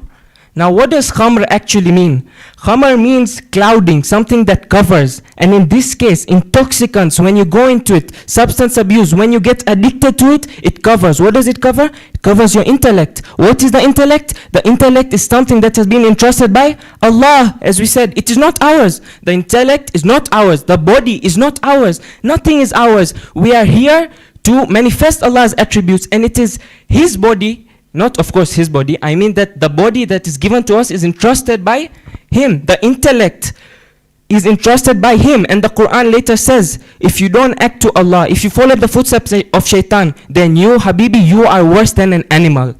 You are worse than an animal, a cow. And we'll get into it later, inshallah. What does the Quran say? Oh, you have believed indeed intoxicants, gambling as well, maisir, gambling. This is also paired with intoxicants. Why? Because both of this, you feel that you're on top of the world. That dopamine you get, that I can do this, I can do this. I just have to spend a little more money. The outcome will be amazing. But then later on, and we'll quote this ayah of the Quran, does your heart, does your soul, does your body need to feel that high to feel confident? No. The Quran says, and I think so is the theme of this Quran competition, that indeed in the remembrance of Allah do the hearts find peace, and that is the actual peace. And as we said in the same ayah, this is the work of shaitan. And we'll quote an ayah that do not follow the footsteps of shaitan. And this is one of the ways shaitan makes us follow his footsteps, and his footsteps, of course, are never right. And then what does the verse further say? So avoid it. Does it say reduce it? Here and there you can have one pinch, one glass, one spoon. Avoid it, Habibi, avoid it. Why? Allah is telling you, avoid it. There are consequences to this. Major consequences to it. Allah is our creator. He has given us everything, and He has shown us the way to sustain ourselves in order to attain ultimate felicity in the akhirah. And staying away from this is one of the major ways to attain ultimate felicity. What is taqwa? The hadith says that taqwa literally is doing the halal and staying away from the haram. Literally it looks very tough. Literally it looks very easy, but actually applying it is very difficult. And when you do this substance abuse, cannabis, cocaine, XYZ, what happens? It's a domino effect. You feel high, you feel addicted. The effects are very bad. As I said, the father is working. God forbid he's come out of the casino, bar, whatever. He has an investment decision to make. He fails it. He's drinking all the money in order, instead of providing for his family, what is he doing? He's spending on this stuff. What happens? Financial breakup. What happens? Loss to the family. What happens? Fighting between the wife and husband. What happens? The children look. What happens? Internal fights, and ultimately it can lead to breakdown of the family. When you move to Surah 2, Ayah 195, Bismillah ar-Rahman ar-Rahim, the second part of the ayah, the first part being وَأَنْفِقُوا فِي سَبِيلِ اللَّهِ, spend in the way of Allah. The second part being وَلَا تُلْقُوا بِأَيْدِيكُمْ إِلَى التَّهْلُكَةِ, and do not cast yourselves with your own hands into destruction. Of course, sometimes there's peer pressure, but ultimately who is making the decision? Habibi, it's yourself. You are making the decision for this. Like the Quran says, don't blame shaitan on the final day. He is only whispering to you. It is you yourself that is doing this action. Do not throw yourself into destruction with your own hands. You have an intellect, Habibi. You have an intellect, so work based on that intellect. Do not you take yourself into destruction. And we might explicitly think, what is this destruction? Spiritual destruction. We'll come to the verse that says that do not approach prayer intoxicated. We would think that this is just spiritual destruction. No. Spiritual, physical, mental, social, XYZ, every single part of substance abuse addiction is harmful. Let us look at a few. 5 minutes. Substance abuse, physical, I don't want to get too much into it because I don't have much time. Physical effects, liver damage, heart disease. Mental effects, poor memory, slow thinking, decision-making issues. Psychological effects, anxiety, depression. This temporary high that we receive is just temporary. But we quoted that indeed in the remembrance of Allah, do hearts find peace. And that is the everlasting highness we should feel, that we are in the presence of Allah. We are elevated in front of Allah. Why? Because we have remembrance of Him. What is our purpose in life? I don't want to get too much into it. Worship. What is worship? Anything, not staying in the musalla 24/7. The small story I want to quote is that the Holy Prophet, or infallible, I'm not sure, he got to know of a few companions that were in the mosque praying 24/7. He said that indeed providing for your family is one of the best worship. And we said, another ayah that I want to quote is that do not waste your money. Do not waste what Allah has given you. You work hard, one of the best worship, but then you spend in the way of intoxicants, alcohol. It's not right. 443, do not approach the prayer intoxicated. Let us look at a few hadith. The Holy Prophet, I got this from Enlightening Commentary, has cursed 10 different people in the process of making wine. The person who crushes the grapes, the person who serves, the person who drinks. That shows, Habibi, it's not only you drink, all processes in it. What does the Holy Prophet say? He said, my shafa'ah won't reach the neglectors of salah and the consumer of intoxicants. Imam al-Baqir, what does he say? He said, the day of judgments, the drunkard will come with a black face, protruding tongue, a disgusting tongue, and saliva dropping from his face. But also, as I said, halal substance abuse can be haram sometimes. Everything prohibited in the Quran ultimately leads to addiction. But sometimes too much caffeine, too much sugar can also lead to substance abuse. Why? You become too much into it that sometimes it also eclipses your worship. How can you combat it? How can you combat it? Surah Ra'ad 13:28 says that unquestionably by the remembrance of Allah do the hearts find tranquility, as I quoted. The true source of peace in the heart is nothing but the remembrance of Allah. Number 2, Surah Al-Isra 17:26-27, as I quoted before. Do not be wasteful. Indeed, the wasteful are the brothers of the devils, and shaitan has been to his Lord ungrateful. Thirdly, remember, as we said, the wealth is a blessing and the trust from Allah. So you have to be careful how you spend it, in which way you spend it. Okay. How can we prevent and stay away from this? Quickly. Number 1, friends. The Quranic ayah or a hadith or a dua, I'm not quite sure, but I'm paraphrasing. What does it say on the day of judgment? You say, woe unto me. Why? I taken so and so as a friend. Number 1, your friends. Peer pressure. Be careful of who you take friends with. Number 2, exercise regularly. When you exercise, what happens? Your body feels happy. Your body feels energetic. This is the actual type of enjoyment rather than that high you get for 3-5 minutes and it's dead and the dopamine hits and you're back to square one. But also the Holy Prophet was sent in the Quran is mentioned for what? For purifying us. This purification is also for spiritual intoxicants, as for instance lying, gambling. The Holy Prophet purifies us from this. Now you say, 1 glass is okay. No, 1 drop, it won't make a difference. No. 1 drop is 1 drop, 1 glass is 1 glass, 1 liter is 1 liter, 100 liters is 100 liters. Haram is haram. The Quran also says countless of times, shaitan is your open enemy. So why are you following the footsteps of shaitan when you know that this won't bring you falah, this won't bring you success, rather it will take you to destruction, to the depths of the hell fire. And one of the best ways we can try to combat it, if we have gone into it, number 1, you should know, as I've said, shaitan is your open enemy. The body is a trust of Allah. The intellect is a trust of Allah. If you don't follow Allah, you go follow the footsteps of shaitan, you'll become worse than an animal, etc., etc. But mainly scholars tell us, if you actually want to stop, you have to make an intention. And hadith says for 40 days, if you try stay away from it, you do your best, you don't do, I'm not sure of the process, but musharata, muraqaba, and I don't want to get into it so much, self-conditioning, XYZ. If you go through that process for 40 days, hadith say that you'll become cleansed from it. 2:153, what does it say? Sabr and salah. Sabr, salah includes fasting as well. Fasting is one of the best ways. Why? Because when you're in the state of fasting, you stay away from all this, and that gradually builds onto you. I'd like to end with a couple more hadith. An infallible has said that indeed Allah has cursed the khamr. What is khamr? What did we say? It's that covers what? Covers the intellect. Marijuana, cocaine, cannabis, blah, blah, blah, blah, blah. He has cursed it. He has cursed the drinker. As we said in the 10 types of people who are involved in it. He has cursed the server, he has cursed the seller, he has cursed the buyer, he has cursed the presser, and the one whom it is carried to. Whomsoever of you, another hadith from Enlightening Commentary, whomsoever of you sees an evil, let him change it with his hand, if not with his tongue, and if he cannot with his heart, and that is the weakest of faith. Lastly, I'd like to end with a popular example, and I'm sure many of us know it, Diego Maradona. I'm sure all of us know him. He's one of the best players to ever grace this generation. Argentina player, a legend. But what happened? What happened in the end? Why did he retire early? Substance abuse addiction. He fell into drugs. He fell into cocaine. He was banned from football. Such an amazing legacy he had. Skills, goals, assists. At the end, what did it come down to? Why did he retire early? Why did he stop?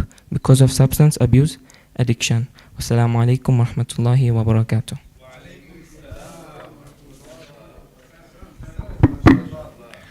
Thank you so much. Wonderful presentation, mashallah. Is it like audience have enjoyed truly, or you have sat with them to support you? They are all from Dar es Salaam apparently, yes? Yeah, thank you. I can understand. Don't we have people from Mombasa to support Mombasans? Yeah, please be there, okay? Okay, mashallah, your presentation was commendable. So you deserve the praises that are coming towards you. So let me go one by one. The discussion was good, nicely covered. But I was lacking, I was thinking that there was a lack of any evidence from Islamic history that you can cover. Have you presented an example? Like in the history, there must be an example where our Rasulullah, now you can't refer to the notes, yeah? They must have, treated with them somehow. They must have shown a seerah of theirs. They must have given us an insight about what would happen to someone who's using this thing. Any anecdote? Yeah, so as I quoted hadith, the hadith were based on some stories. Mm-hmm. When I'm not sure what infallible it was. No, hadith on one side, anecdote. So I remember the incident of Imam al-Hussein comes in my mind, of the bay'ah. So Imam al-Hussein, what did he say? How can a person like me give bay'ah to a person like Yazid? Why?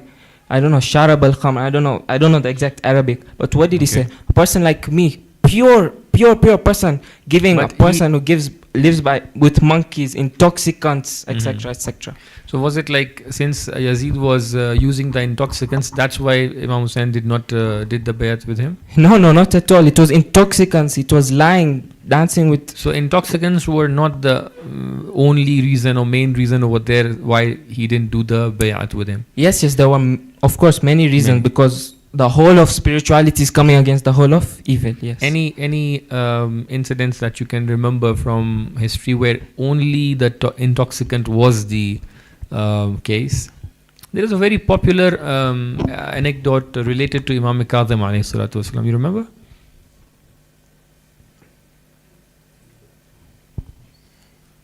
I'm not From the audience, please, if you know, do not pronounce the names, so it will be like indications. Don't remember. Last year you were the winner of the category, yes?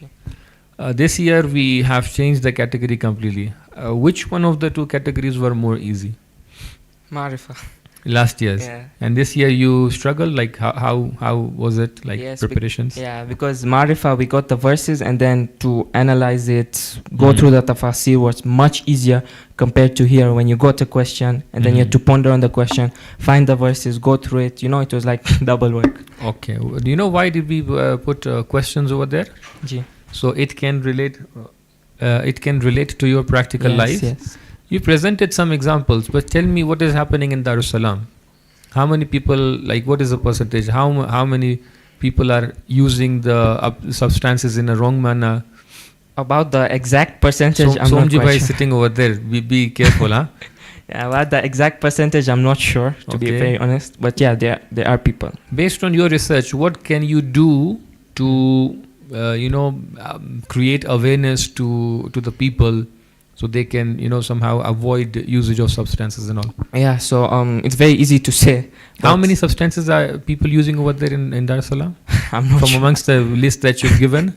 I'm not quite sure, but I Marijuana. think so. Prevalently alcohol, probably. Alcohol? Cigarettes, yeah. Are you sure? Not our community, but then No, I'm talking about our communities. our community. I'm not sure. Like cigarettes Yeah, and probably cigarettes, tobacco and yes, all those yes, things. yeah? nicotine, which is found. In Maybe you cigarettes. can give a speech on maybe if somebody is having a pun, always have a pun without tobacco.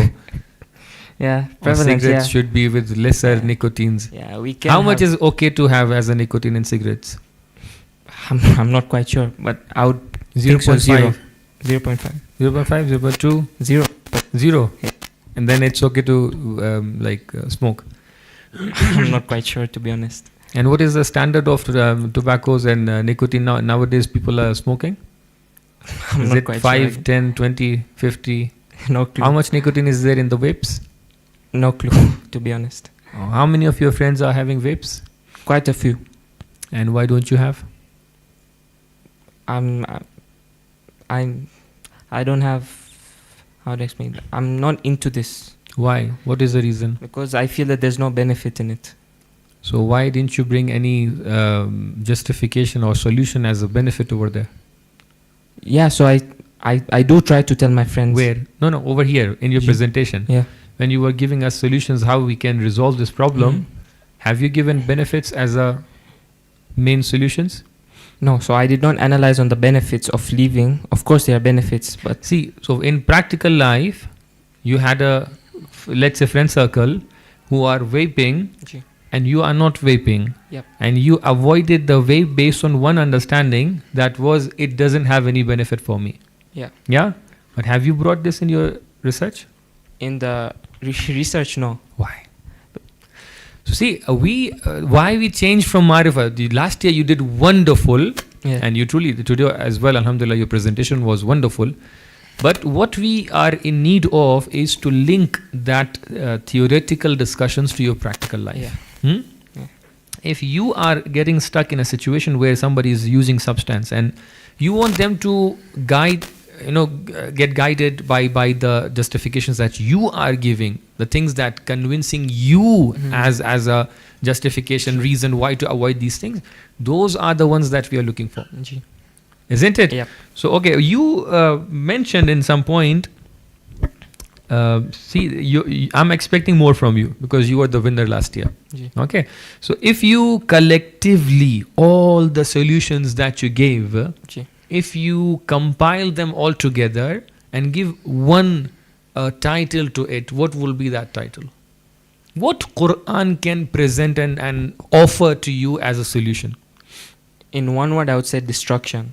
Because the verse I presented really stood out to me. Mhm. That do not throw yourself with your own hands to destruction. So destruction is not a solution. What is the solution? Remembrance of Allah. Remembrance of Allah subhanahu wa ta'ala. Okay, there is a Because- higher do we have repetition in the boys? We have 7 questions and 5 boys left. So there is no repetitions. How? No, 2 will be extra. Yeah, 2 might be extra. So after him there is nobody who can cover this question. Why they should be more chits? Like we are having 7 questions, 5 boys only. So no, it will not be fair if somebody else is getting the same question whilst other questions are remaining. Because it was decided to keep 2 chits for every question. Okay. Regardless if the questions are 7. So boys and girls are mixed. Uh-huh. So there is no repetition, that means. There should have been. This is what I'm saying. There is a probability to repeat because these are Please check it because I want to present some of the points. If there is any question, I won't present. Okay, 5 is remaining. No repetition. Uh-huh. But it was decided. When the girls and boys were together, I think there was the repetition. number was 3. Yeah, number was 3. How many minutes are we having? 15 minutes. There is no repetition. Thank you. So, see, Quran. Sorry, आप कर लें उसके बाद हम continue करते हैं. Thank you for the help. So, Quran, what you said, there was the matter of tahluka, which is destruction. Yeah, you touched to a matter of lahu and la'ib. Can you explain to me and relate lahu and la'ib to your topic? Sorry, can you provide the English translation of If is I lahu provide vain or is it lahu? la'ib means play Okay. or game. Yeah. Lahwu means something which is absurd, something which is meaningless. Yeah. So I touched on it with the gambling part on Yeah. the ayah. Yeah. Yeah. So of course that gambling is also one of the arrows of shaitan. Mhm. Why? It's very prevalent. What is the arrows of shaitan in Arabic? Khutuwatu shaitan, or is that The footsteps? wrong translation. Yeah, Arrows so are khutuwat is the footsteps. Arrows are sahmun min sahamil shaitan. Yeah, that is Yeah. something else. Yeah. Okay, it's khutuwat shaitan that you're referring to. Have you listened to the live streaming of the previous people? I heard a few, yeah. Heard of you. Okay. Next year we have to make you. Okay. So we did not want to put you in isolation. That's why we allowed you to be free. Go on. Relate these topics to your topic. Yeah. So gambling, Mhm. absurd play, Mhm. no vain. What is it? Literally in our brain, the Mhm. scenario is literally painted there. You go to the casino, which is not always in the casino, football betting, etc., etc. But you go to the casino, you play XYZ games, you put some money, either you can get return on it or you can lose it. Mhm. And once you lose it, let me just have one more go. Maybe I can make double or triple of what I could have made in the first round. You do it again, you lose it again. I can do it one more time. You do it a third time, it's pretty absurd when you think about it. But when you're there, you are inclined to, the people around you, yourself, you think so. You went towards gambling. I'm talking about the substance abuse. Yeah, Like I'm smoking, for example. yeah, Related to lav and la'ib. yeah. So smoking Or is- let's say any of the other substances. Yeah. Gambling is not. I Yeah. don't think it's a. Yes, Khamr yeah. can be one, Yeah, but gambling you went into another yeah. topic. Yeah. Okay. Yeah, so literally, Mhm. as we said that, and I don't want to go into it too much, but the destruction part Mhm. is not only a spiritual destruction, it's a physical, mental, social. No. Lahw and la'ib. Yeah. So one of them is, as we said, lahu la'ib, the how do I explain it? What did I say as a meaning of lahw and la'ib? Absurdness and play. Okay, so things which are meaningless. Yeah. When you connect it to the substance abuse, how Yeah. would you connect to it? We can use the verse. You went through the files that we provided. Yeah. You went till end. What was the hadith that I provided over there? Since it's only question that we are repeating, let me tell you the first question that I asked him related to Imam Kazim, it was Bishr Hafi. Ji. Bishr Hafi was someone who was drinking and doing all these things, and Imam Kazim guided him by only one thing. You remember what was that? No, I'm not sure. Have you heard Bishr Hafi's story? No. Why we call him Hafi? Hafi means someone who's running without the shoes, barefoot. Yeah, I'm not sure. Okay, it was only the term that I'm looking from you is the cognitive shift.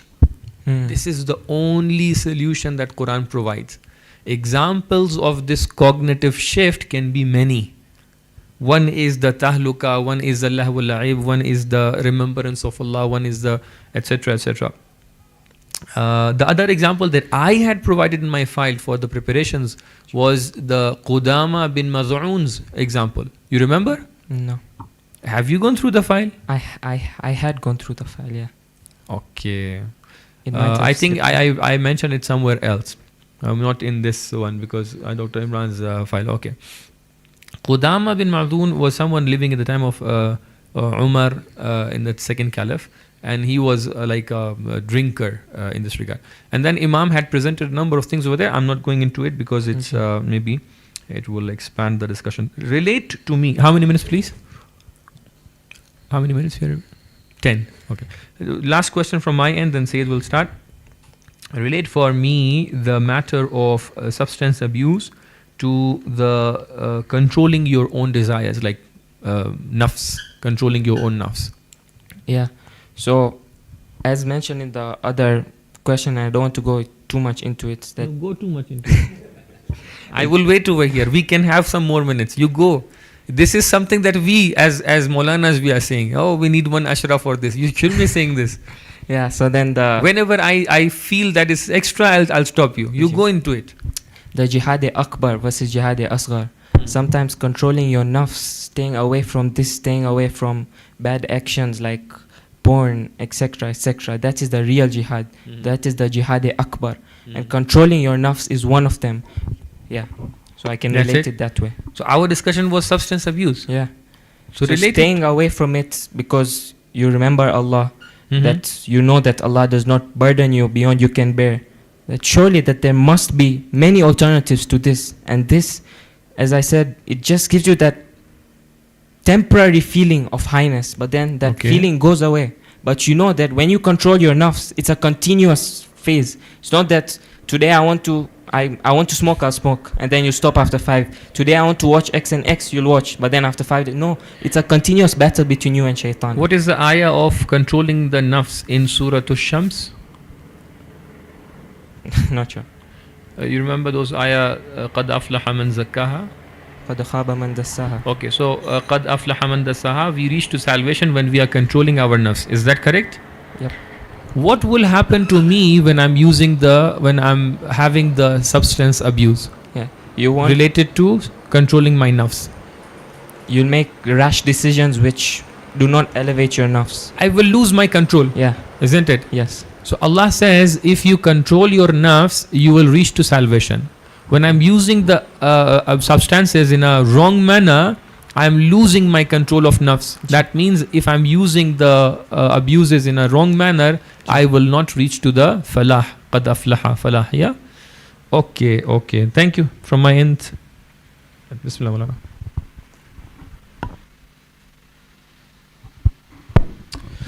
Ahsantum, Brother Abbas Ali. It was a good presentation. Nice to hear from you different aspects. But something that I found was missing, and I was expecting, at least from you, because Sayyid told me that you had earlier in the previous QC you had participated and your presentation was very good. Therefore, the expectations, and you are increasing the bar yourself, and it's something good. But I was expecting that there are two elements to this question. How can I use Quranic guidance to avoid, second, to overcome? So I was expecting that you could provide me solutions categorized in this manner. Solutions that can avoid, solutions that can overcome. Someone who wants to take the first step, provide them solutions. A person who's already into it, how can he overcome? So I did not get that understanding. If you want to comment on that, if you are prepared to comment on that, I'll take it from you. Sure. Yeah. So then to avoid, to overcome. So there's a difference. Yeah. Yes, you understand. Yeah. So then, as we saw in the verse quite explicitly, what does it say? It touches not on overcoming, but more on avoiding. That shows that in the first step, Habibi, don't even get into that action. The Quran is telling you, avoid it. So first we should know that don't get into it. What is that term which says avoid it? That is in Surah 590. What is that Arabic term? How do you get this understanding? Avoid it. Fajtanibu. Fajtanibu. Okay, it is an amr to refrain. Okay. Yeah. So then also solutions like peer pressure. In the first place, how won't you get into it if you have friends, and we have hadith of friends that they remind you of Allah, etc., etc., etc. You have good friends that won't even take you away from it. But also we can use this in overcoming that you got bad friends, unfortunately. You got into this substance abuse, unfortunately. But Habibi, it's never late. Leave them. Find actual friends, like in the first place, that will help you, because as we know, friends, that bond that you have with friends is something like really unique. You can tell them, you can explain them, and they actually take to listen to you. So in the second place, try to find those friends that encourage you to stay away from it. It won't be, of course it won't be easy. So this is a because path it's an towards addiction. overcoming. Yes. Finding good friends. Yes. Anything else?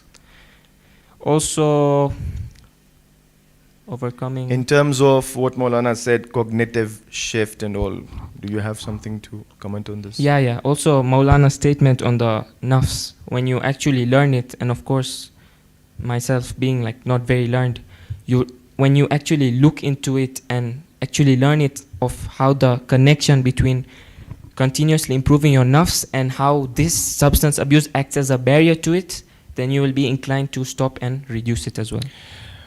There is an ayah in chapter Al-Ahzab. Ji. I think it was there in the notes. I'm not sure, I think. But I'll explain it to you, and I want your comment on this. إِنَّا عَرَضْنَا الْأَمَانَةَ عَلَى السَّمَوَاتِ وَالْأَرْضِ. I think it was there in those notes. Do you remember? It was there in that slide. إِنَّا عَرَضْنَا الْأَمَانَةَ عَلَى السَّمَوَاتِ وَالْأَرْضِ وَالْجِبَالَ فَأَبَيْنَا أَن يَحْمِلْنَاهَا وَأَشْفَقْنَا مِنْهَا وَحَمَلَهَا الْإِنسَانُ. We offered this amana to everything, and the only being that accepted this amana was insan. What is this amana? There are multiple, aqwal and views, but the view that was there in the file, what was that amanat? I'm not quite sure. In my opinion, I remember now, you mentioned it in your presentation. one of them This is trust. Yeah, What as I was said, the trust of the body, the intellect. Intellect, Yeah. okay. The intellect being the main Mhm, one, because out of thousands of creatures, plants, animals, etc., the Allah calls Himself Ahsan al-Khaliqeen after making us. We are Ashraful Makhluqat, the best of creations, and this So Allah trust, subhanahu wa this- ta'ala gave choice to mankind to accept this amana or not to accept it. But man accepted it, and then it goes on, innahu kana zaluman jahula, and he was arrogant and he was. Now, how can you ask someone using this ayah to overcome this, that Allah subhanahu wa ta'ala gave you a choice and you chose aql, and your peer is giving you a choice and you're choosing what? Can you just comment? Yeah. So aql, as we said, is one of the biggest blessings. It's in fact used to interpret stuff. The Quran, Hadith, aql. The aql is very sensitive, what it takes, what it gives. So, sorry, can you repeat your question? So there was a choice Yeah. that Allah gave to mankind, Yeah. and He chose that same Habibi that you refer to in your statement. This Yeah. Habibi, I'm giving him a choice. Yeah. Substance and aql. Okay. Yeah. So, You get the point now? yeah. So as we said, the verse of the convince this Habibi. Yeah. So I would tell him that the Quranic verse, I'm not quite sure what specific verse, and the commentary on it, that when we don't follow Allah, when we go into the footsteps of shaitan, what happens? We said that you become worse than animals. I saw a commentary, I'm not quite sure which one it is, that's explicitly cow. Why cow? Cow, because when it indulges in eating grass, it does not think about anything else. So the connection is drawn that for your own self-dignity, your own self-respect, you are being compared to an animal, and by the words of Allah and everything, and your friend is telling you that just one puff won't make a difference, just one drink won't make a difference. Habibi, the Quran is telling you, the Quran is the best book, it's telling you that you'll be worse than an animal, and you're following your friend that will tell you, one puff is fine, one puff is fine. I would use that.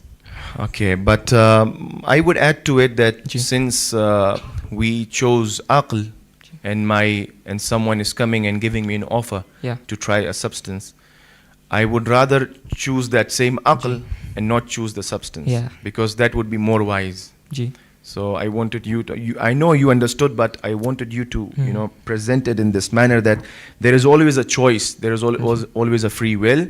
And considering this issue of avoiding and overcoming, this is going to help. One more issue that Maulana was talking about, an instance, let me also mention something.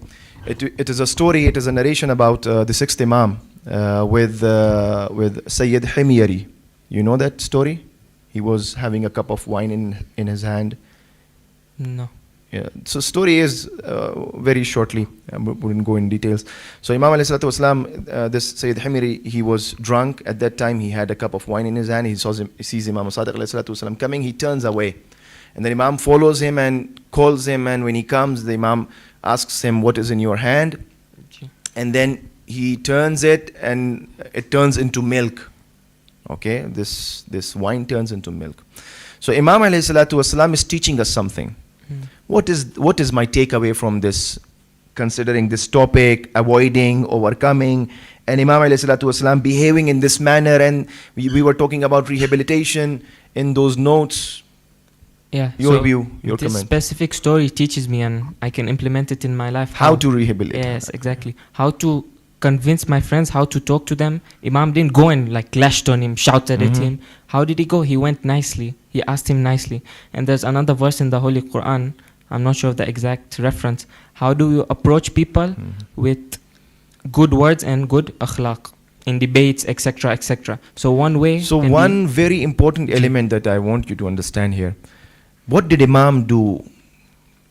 What did Imam, how Imam approached? What was the main essence of this? With What akhlaq. we usually do, no, this is Quran my life. What we usually do with these people and what Imam is doing with these people. So Imam approached like a nicer way, a kinder way. Sometimes we What do we do usually? we just tend to lash at them. What are you doing? Yes. You know, this is not good, blah blah blah blah blah blah. Yeah. So we tend to outcast them Yeah. and leave them alone, but Imam is trying to, okay, thank you very much. Ala Muhammad wa ali Muhammad.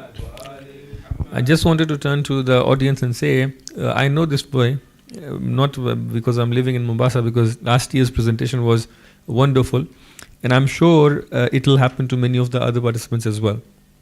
These people have prepared all the things very well, and they understand. They present the same thing, then when we are coming back and cross-questioning them, they are not able to answer. Yeah, so it happens when we are scoring, when we are giving a grades, when we are, somebody is becoming first, second, third, etc., gold medalist, silver medalist. It is not about whether you know something or not. We, basically want you to be near to Quran, understand Quran, implement Quran, and here the things which will come as gifts, etc., these are only for that presentation that you are doing over here. But at the end of the day, your real success is what you are carrying with you.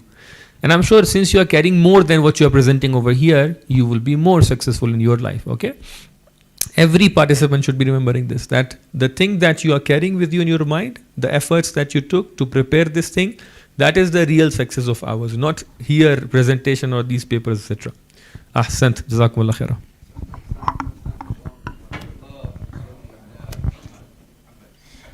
Please be seated by 1:40 so we can start at 1:45 sharp. Thank you.